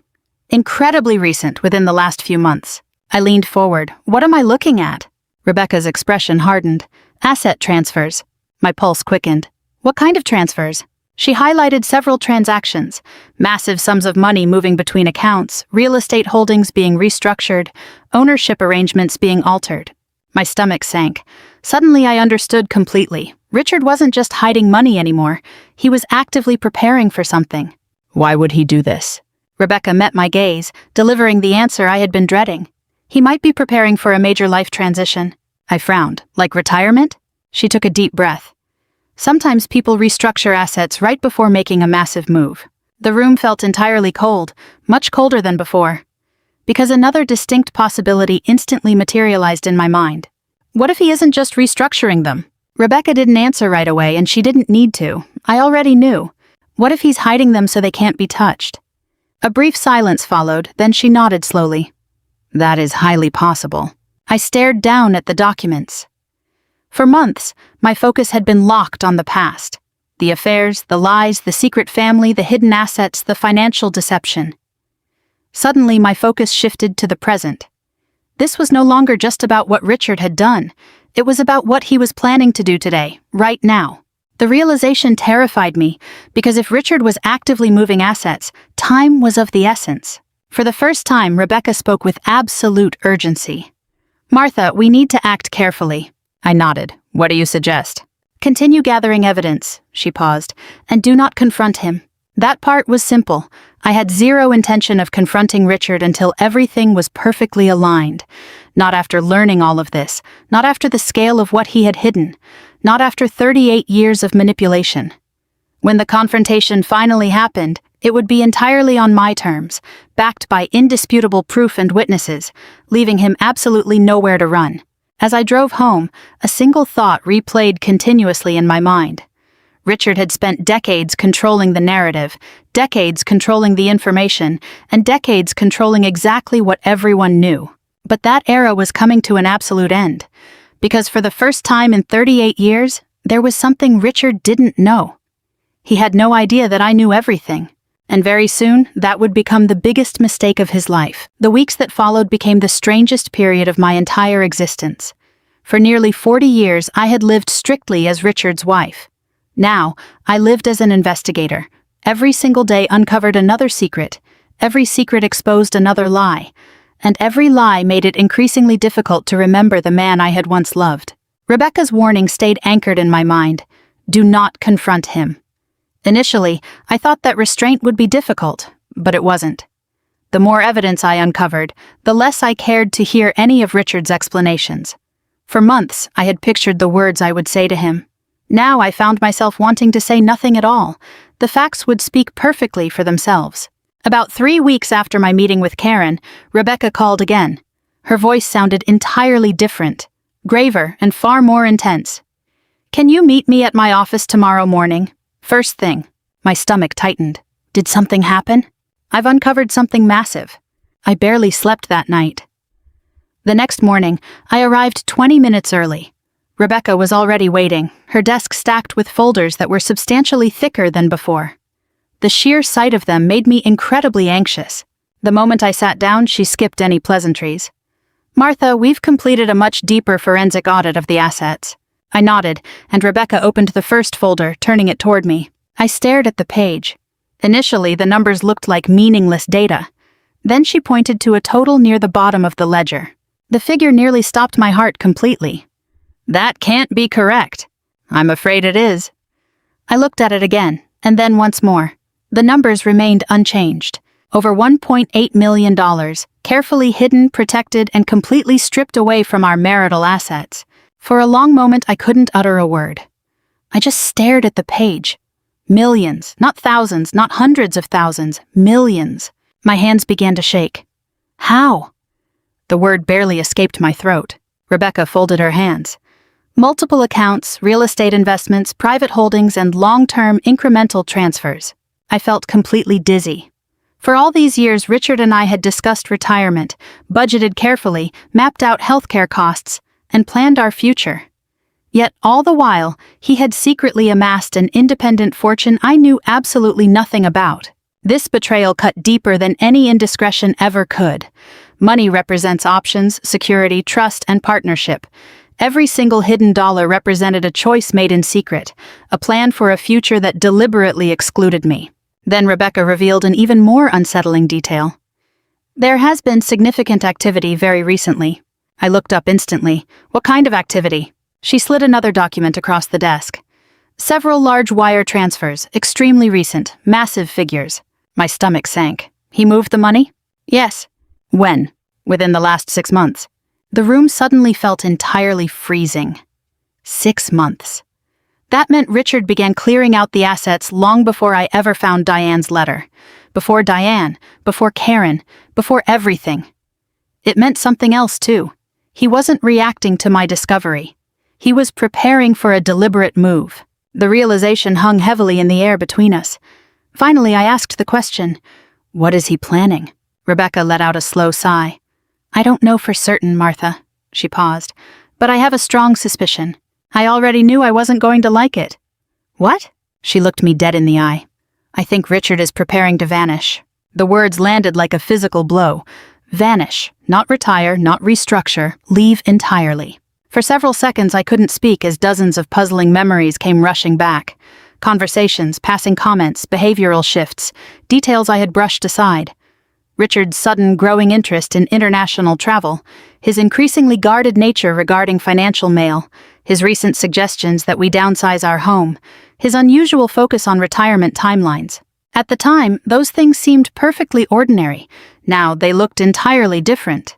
Now they looked like meticulous preparation. I leaned back slowly. After 38 years? Rebecca didn't answer. She didn't need to.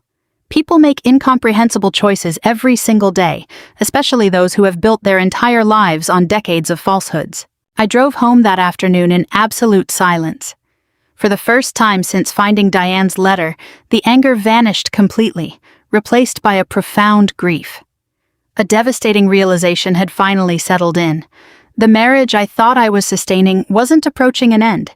It had ended decades ago. I just hadn't known it.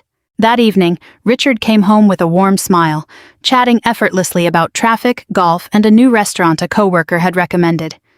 I listened quietly, watching him, studying his expressions. Suddenly, I noticed something. He seemed lighter, happier, and more relaxed than he had in years. Initially, I couldn't comprehend why. Then it hit me. He believed he was about to pull it off. He thought his plan was working flawlessly. He truly believed no one would ever uncover the truth. The thought filled me with an absolute sense of dread. Later that week, an event occurred that accelerated everything. Jennifer called. My daughter rarely called during her working hours, so when her name flashed on the screen, I answered immediately. "Is everything okay?" A brief pause followed, then, "Mom, can we talk?" My heart squeezed tight. "Of course." She sounded anxious, incredibly anxious. "Is something going on with Dad?" For a second, I couldn't breathe. "Why do you ask?" Another silence stretched out. Then Jennifer delivered a completely unexpected detail. "He's been acting really strange lately." I remained quiet, listening intently. According to Jennifer, Richard had started reaching out to her far more frequently, calling out of the blue, asking unusual questions, and discussing family matters he typically ignored. Initially, she brushed it off, but then something specific happened. "What happened, honey?" Jennifer hesitated before answering. "He asked about your life insurance policy." The room felt like it was spinning. "My what?" "He wanted to know if there had been any recent changes to the coverage." My instincts flared instantly. "Why?" "I don't know." My pulse was racing now. Jennifer continued, "He also asked if you had updated your will recently." The blood drained from my face entirely. Those were not normal questions. Not under these circumstances, not with everything I now knew. An icy dread spread through my stomach. Because suddenly, an entirely different possibility emerged. A dark reality I had never once considered. What if Richard wasn't just preparing to leave? What if he was organizing finances around the assumption of my passing? The thought terrified me. It wasn't that I believed he would actively harm me, but rather that I no longer knew what he was truly capable of. When trust dies completely, all certainty dies with it. The moment I hung up with Jennifer, I called Rebecca. She listened to the details carefully, then went entirely quiet. Finally, she spoke. "Martha." "Yes?" "I think it's time." My heart hammered against my ribs. "Time for what?" "We stop waiting." Her voice was firm and absolute. "No more investigating, no more gathering information. We have more than enough." I sat in absolute silence because I knew she was right. Months ago, I wanted answers. Now, I had them all. The affairs, the secret family, the hidden assets, the financial deception, the decades of manipulation. How much more proof did I possibly need? Then Rebecca delivered the words that made everything real. "We need to file." The room fell completely silent. For a long time, I just stared at the wall. 38 years. 38 years of marriage, of shared memories, of believing I truly knew a person. Now it had come down to this, a legal termination, a final reckoning. I expected tears to fall, but instead I felt a strange sense of calm. It was an overwhelming peace because the choice had actually been made a long time ago. It wasn't made by me. It was made by Richard with every single lie, every single secret, and every single betrayal. Every choice he made was a vote against our marriage. Now, the bill was finally coming due. For the very first time in his life, Richard Mills was about to experience what it felt like when someone else entirely controlled the narrative. The day I filed for divorce was surprisingly quiet. There were no thunderstorms, no dramatic confrontations, and no shouting matches, just paperwork, signatures, dates, and cold legal terminology. After spending months uncovering secrets, I expected the moment to feel explosive. Instead, it felt like an ending, like closing the final chapter of a book I never wished to read. Rebecca handled the logistics flawlessly. The filing was executed entirely without Richard's knowledge, at least initially. We wanted every document locked down, every asset traced, and every record preserved, eliminating any potential escape route. Because if I had learned anything, it was that Richard always looked for a way out. This time, there wouldn't be one. 3 days later, he was officially served with the papers. I wasn't present when it happened. Rebecca advised me it was best to stay away. I spent that entire afternoon sitting in the living room, staring at an old family photo album. I didn't entirely know why. Perhaps I was mourning, perhaps I was remembering, or perhaps I was just trying to decipher which memories were real and which belonged to a version of Richard that never actually existed. Around 4 o'clock my phone rang. It was Richard. For a brief second I just watched the screen light up, then I answered. Silence stretched over the line, a heavy, suffocating silence. Finally, he spoke. "Martha." His voice sounded entirely different. He wasn't angry, not yet. He sounded completely stunned. "Yes." Another pause followed, then, "What is this?" I closed my eyes. After 38 years together, the question felt entirely absurd. "What do you think it is, Richard?" I could hear his heavy breathing through the receiver. "Divorce papers." Yes. Neither of us spoke for several seconds. Then came the response I fully anticipated. "There must be some kind of misunderstanding." A bitter laugh escaped my lips. A misunderstanding. After everything, Richard was still attempting to reframe reality as a simple mistake. "There is no misunderstanding, Richard." "Martha, please." "No," I cut him off for the very first time in months. The silence that followed felt completely endless. In our marriage, Richard had always been the one to control difficult conversations, but that dynamic was officially over. Finally, he spoke again. "Can we talk?" I looked around the empty living room, taking in the photographs, the furniture, the life we had constructed together. Then I delivered the only rational answer left. "We will talk." I paused, but not alone. His silence told me everything. He understood instantly. The old rules had been permanently shattered. The confrontation took place 2 days later, not at our home and not at a law office, but in a private room at a quiet restaurant. Neutral territory, with witnesses nearby if necessary. Rebecca approved of the arrangement, and more importantly, so did I. Richard arrived first. I could see his car parked outside from the lot. For a moment, I sat in my vehicle, gathering my courage. This wasn't the man I had married. This was the man I had uncovered. They were two entirely different people. Then I walked inside. The moment I entered the private room, I saw him. He looked older, exhausted, and visibly tense. For the first time in months, his signature confidence was entirely absent. He looked terrified. Good. I took my seat across from him. Neither of us spoke immediately. Finally, Richard broke the silence. "You could have talked to me." I stared at him, then shook my head slowly. "No." The response caught him off guard. "I deserve an explanation, Martha." "No," I said again. "What you deserve is the evidence." The words carried far more weight than I anticipated because they were the absolute truth. Every time I had previously imagined confronting him, I reminded myself of one thing. Without evidence, I would only get stories, half-truths, and manipulation. Now, I held the facts, and facts are completely non-negotiable. Richard leaned forward. "Martha, please." The word sounded almost genuine. Almost. Then I remembered Diane, Ethan, Karen, the hidden accounts, the secret properties, the endless stream of lies, and the feeling vanished completely. "Do you know a woman named Diane Carter?" The color drained from his face instantly. There it was, the first real crack in his armor. For several seconds, he literally couldn't speak. Finally, "Martha." I pulled a photograph from my purse, an image of Diane, and placed it firmly on the table. Then I laid down another, Ethan. Then another, the bank records. Then a statement from one hidden account, followed by another, and finally the property deeds.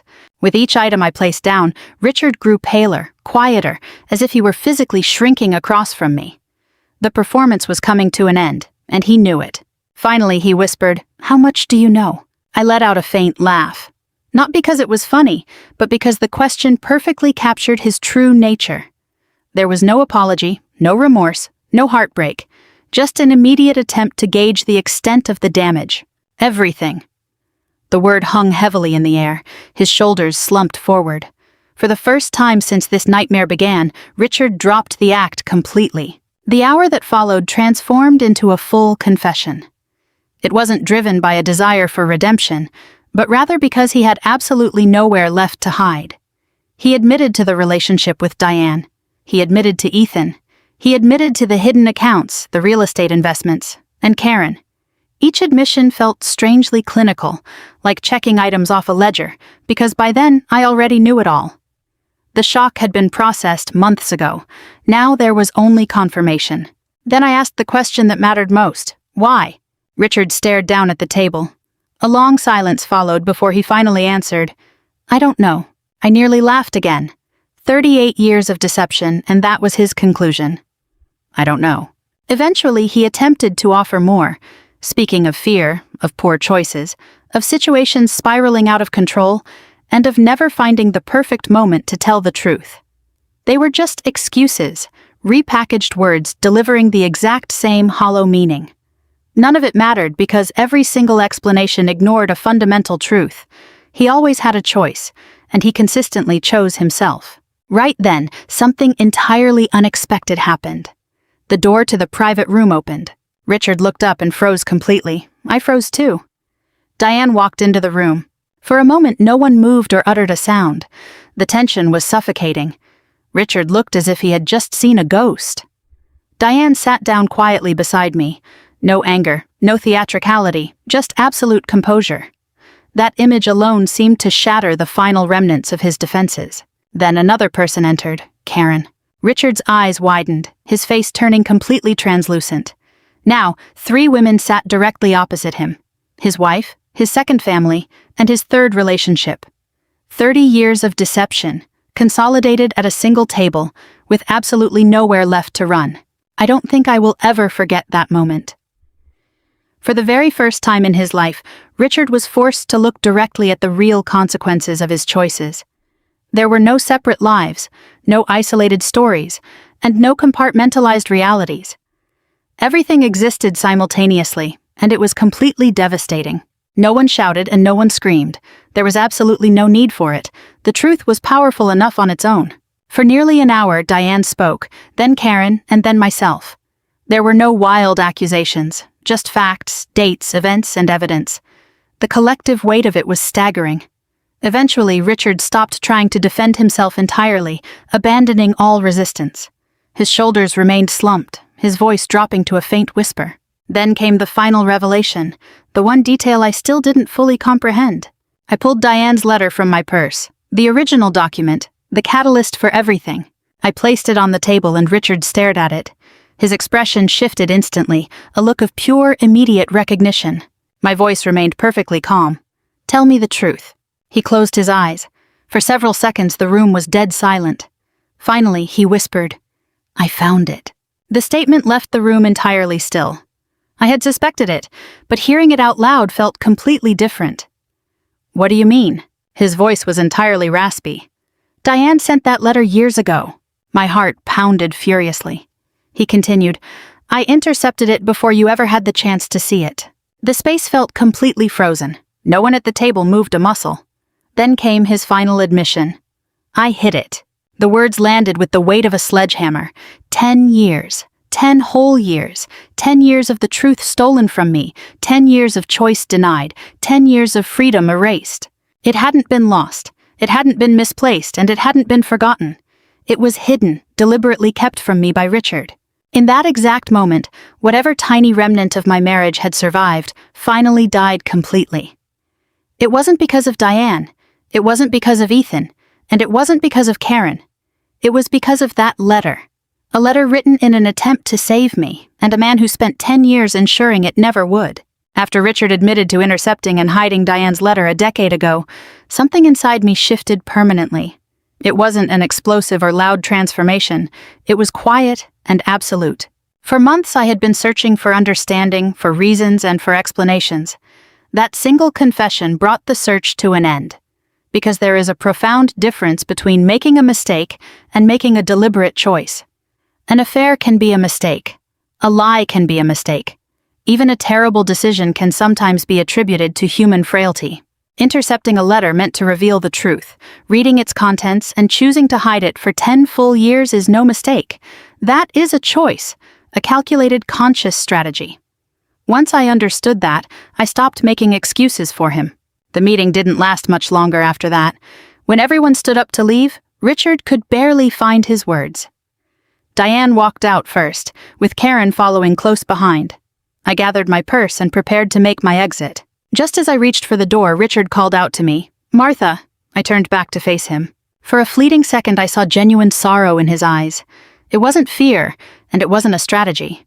It was real grief. But it was decades too late. "What is it?" I asked. His voice shook. "I did love you."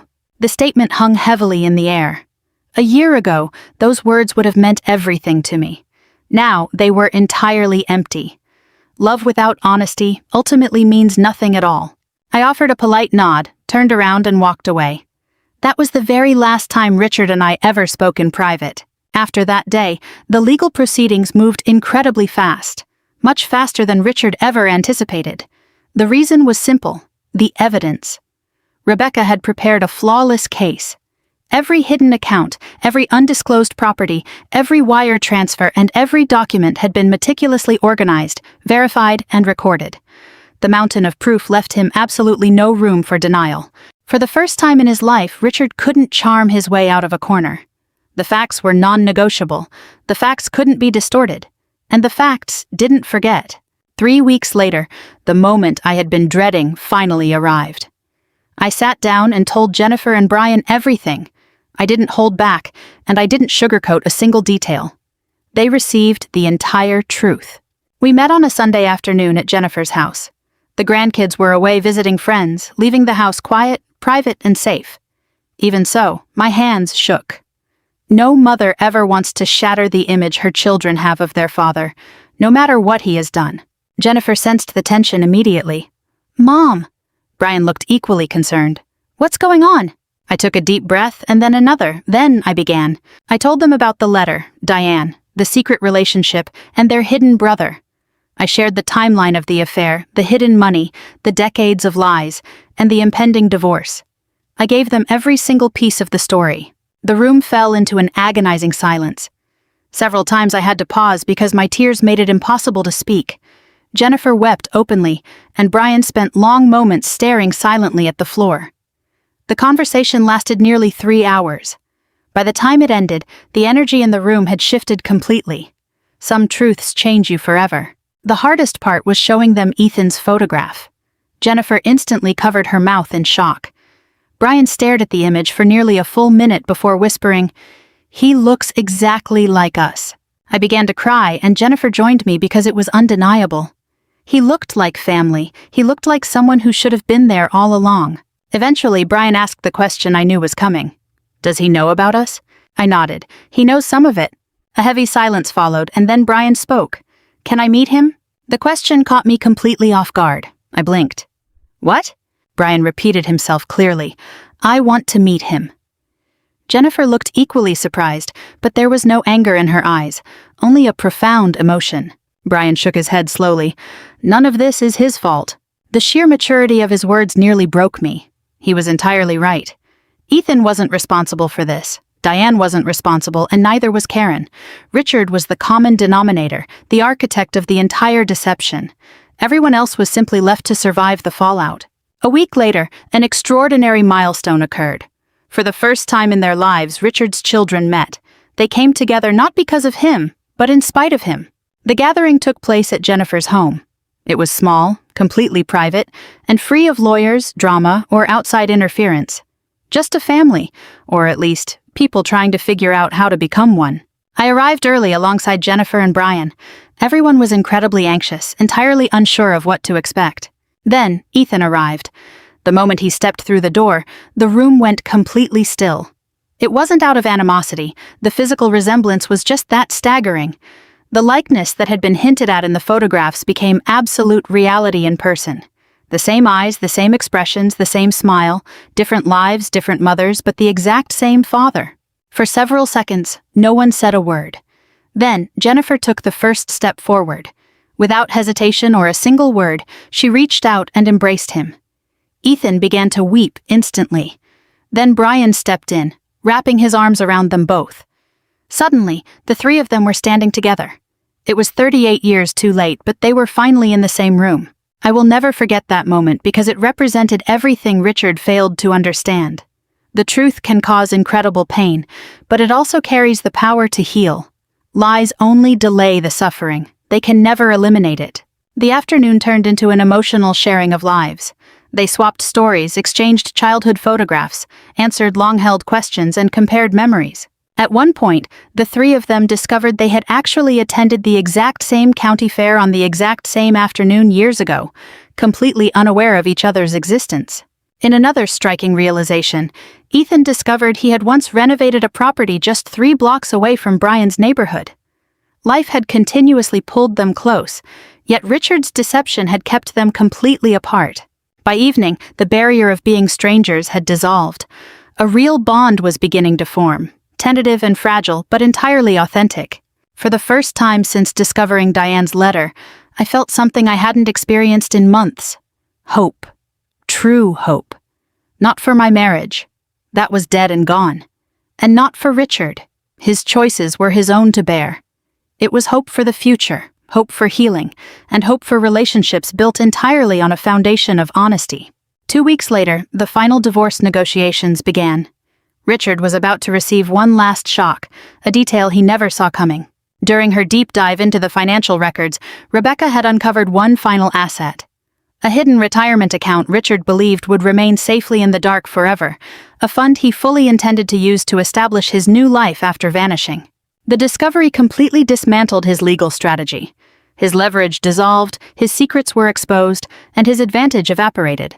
For the first time in decades, Richard was forced to face reality instead of manipulating it. And this time, the reality wasn't interested in his excuses. The final chapter of our marriage was approaching, driven not by a desire for vengeance or cruelty, but by accountability. And for the first time in a very long time, accountability won. A year after discovering Diane Carter's letter, I stood on my back porch, watching the sun rise over Columbus. The morning air was crisp, birds filtered through the trees, and the neighborhood was quiet. It felt incredibly peaceful.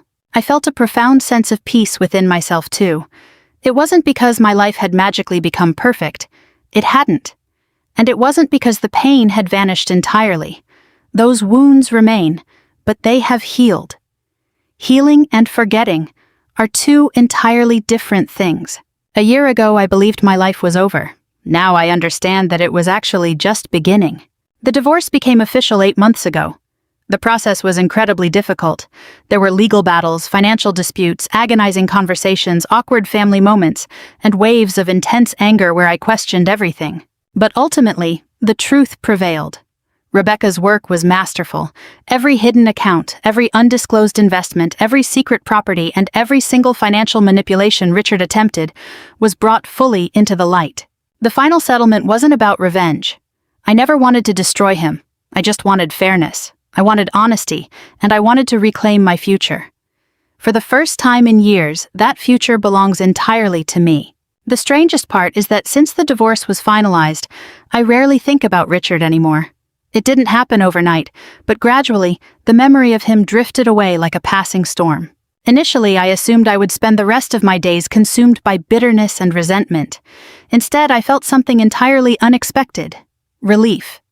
Carrying anger is an exhausting burden. Eventually, you either have to let it go or let it destroy you. I chose to let it go. That doesn't mean I excuse what he did. Some choices remain entirely inexcusable, but holding boundaries and finding freedom go hand in hand. I no longer allow Richard to occupy space in my mind. That is my true freedom. The greatest surprise of the past year wasn't the divorce, the financial resolution, or the exposure of decades of lies. It was the family that emerged from the ruins. A family Richard had spent decades trying to keep apart, now built on truth instead of deception. Jennifer and Ethan have become incredibly close, far closer than anyone could have anticipated. They started with occasional phone calls, progressed to text messages, and now visit each other regularly. Watching them build a sibling dynamic in their late 30s is both beautiful and bittersweet. It's beautiful because it's happening, and bittersweet because it should have happened decades ago. Brian and Ethan connect differently. Neither of them is overly emotional. They prefer action over conversation. Within a few months, they began helping each other with renovation projects, trading business advice, and organizing weekend plans. Their relationship developed naturally, completely free of pressure or expectation, simply because they enjoy each other's company. Every time I see the three of them together, I experience the exact same mix of emotions: grief for the years that were stolen, and profound gratitude for the years ahead. On Thanksgiving afternoon, I stood in the kitchen and watched them laughing together. Jennifer was telling a story, Brian was teasing Ethan, and Ethan was pretending to be annoyed. It was a completely normal, ordinary family moment, the exact kind of moment Richard spent decades preventing. Yet, here it was. I found myself crying, not out of sadness, but out of sheer relief. Jennifer noticed first. "Mom." I quickly wiped my eyes. "I'm fine." And truly, I was better than I had been in a very long time. Then there is Diane, the woman whose letter changed the entire course of my life. The woman I once pictured as an adversary has become one of my closest confidants. Life has a strange way of unfolding. If someone had told me 2 years ago that I would spend Saturday afternoons sharing coffee with Diane Carter, I would have laughed. Yet that is exactly our reality. We talk frequently, but rarely about Richard anymore. We discuss life, family, books, grandkids, travel plans, and the future. It's a slow-growing friendship built on absolute honesty and the shared experience of surviving a storm. Neither of us wanted what happened, and neither of us chose it, but we chose how to respond to the fallout. That choice changed everything. A few months ago, Diane and I took a short weekend trip together.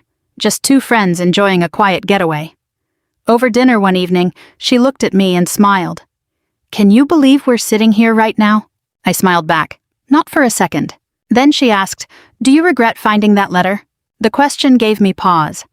I considered it deeply because that letter dismantled my marriage, shattered my certainty, and upended the life I thought I owned. But it also exposed reality. And reality, no matter how painful, is always preferable to an illusion. Finally, I answered her. Not for a single second. Diane nodded. Neither of us needed to say more. We both understood. The truth hurts, but a lie inflicts pain for far longer. Back on my porch, I took a sip of my coffee, reflecting on the entire journey. The hidden envelope in the garage, that terrifying first sentence, the investigation, the phone calls, the discoveries, the heartbreak, the confrontation, and the healing. Every single step now feels connected, each moment leading directly to the next. I thought about the letter itself. The original pages still rest securely in my desk drawer. I don't keep them to remember the pain, but to remember the lesson. Sometimes the very thing that shatters your world is the exact thing that saves your life. It sounds contradictory, but it's the absolute truth. If I had never found that letter, I would still be living a fabricated existence. I would still be placing my trust in someone who didn't deserve it, making major decisions based on false information, completely trapped. The letter caused immense pain, but then it set me free. That was the gift hidden within the trauma. By noon, my phone vibrated with a group text notification. Jennifer, Brian, and Ethan were in the middle of a chaotic debate, arguing back and forth about where everyone wanted to go for dinner next weekend. I smiled as the conversation quickly turned ridiculous, full of competing opinions, suggestions, and inside jokes. A family, a real family, imperfect and complicated, but completely authentic. As I read their messages, a fundamental truth became clear to me. Richard spent decades trying to control the narrative, trying to control people, and trying to dictate outcomes. But ultimately, the truth wins anyway. It always does. Perhaps it doesn't happen instantly, and perhaps it doesn't happen on our timeline, but it always prevails in the end. A single hidden letter altered everything overnight. It didn't destroy my life. It simply exposed the life I was actually living. Once I finally looked at the truth, I found the courage to construct a better, honest, peaceful, and authentic existence. For the first time in decades, I am no longer just surviving. I am truly living. And that is a conclusion I never expected to find. Sometimes the most profound deceptions are the ones we never see coming, hidden beneath years of routine, trust, and familiarity. We often assume that love alone is enough to insulate us from dishonesty, but love cannot survive without a foundation of truth. One of the hardest lessons I had to learn is that while the truth can cause sharp pain, living a lie is far more damaging in the long run. Many people remain in situations that no longer serve them simply because they are terrified of what they might uncover. They fear change, they fear loss, and they fear starting over. But sometimes, starting over is the only pathway to real preservation. This journey is about more than infidelity. It's about courage. It's about choosing the truth even when that truth shatters your world. It's about discovering strength when you believe you have absolutely nothing left. Most importantly, it's about realizing that your life doesn't end just because one chapter draws to a close. Healing doesn't happen overnight. Forgiveness doesn't happen overnight. And learning to trust your own instincts again takes time. But if you keep moving forward step by step, peace eventually returns. Sometimes, unexpected blessings emerge from the aftermath of a betrayal. New relationships, deep friendships, fresh opportunities, and a profound tranquility. The people who truly belong in your life will be the ones standing firmly beside you when everything else falls apart. Never fear the truth. It may break your heart, but it is the only thing that can truly set you free. If Martha's journey resonated with you, I would love to hear your thoughts in the comments. Have you ever uncovered a truth that completely altered the path of your life? Which lesson from her story stood out to you the most? Please share your perspective below. If you appreciate deep emotional narratives of resilience, healing, and hope, don't forget to like and subscribe to join us for more stories ahead.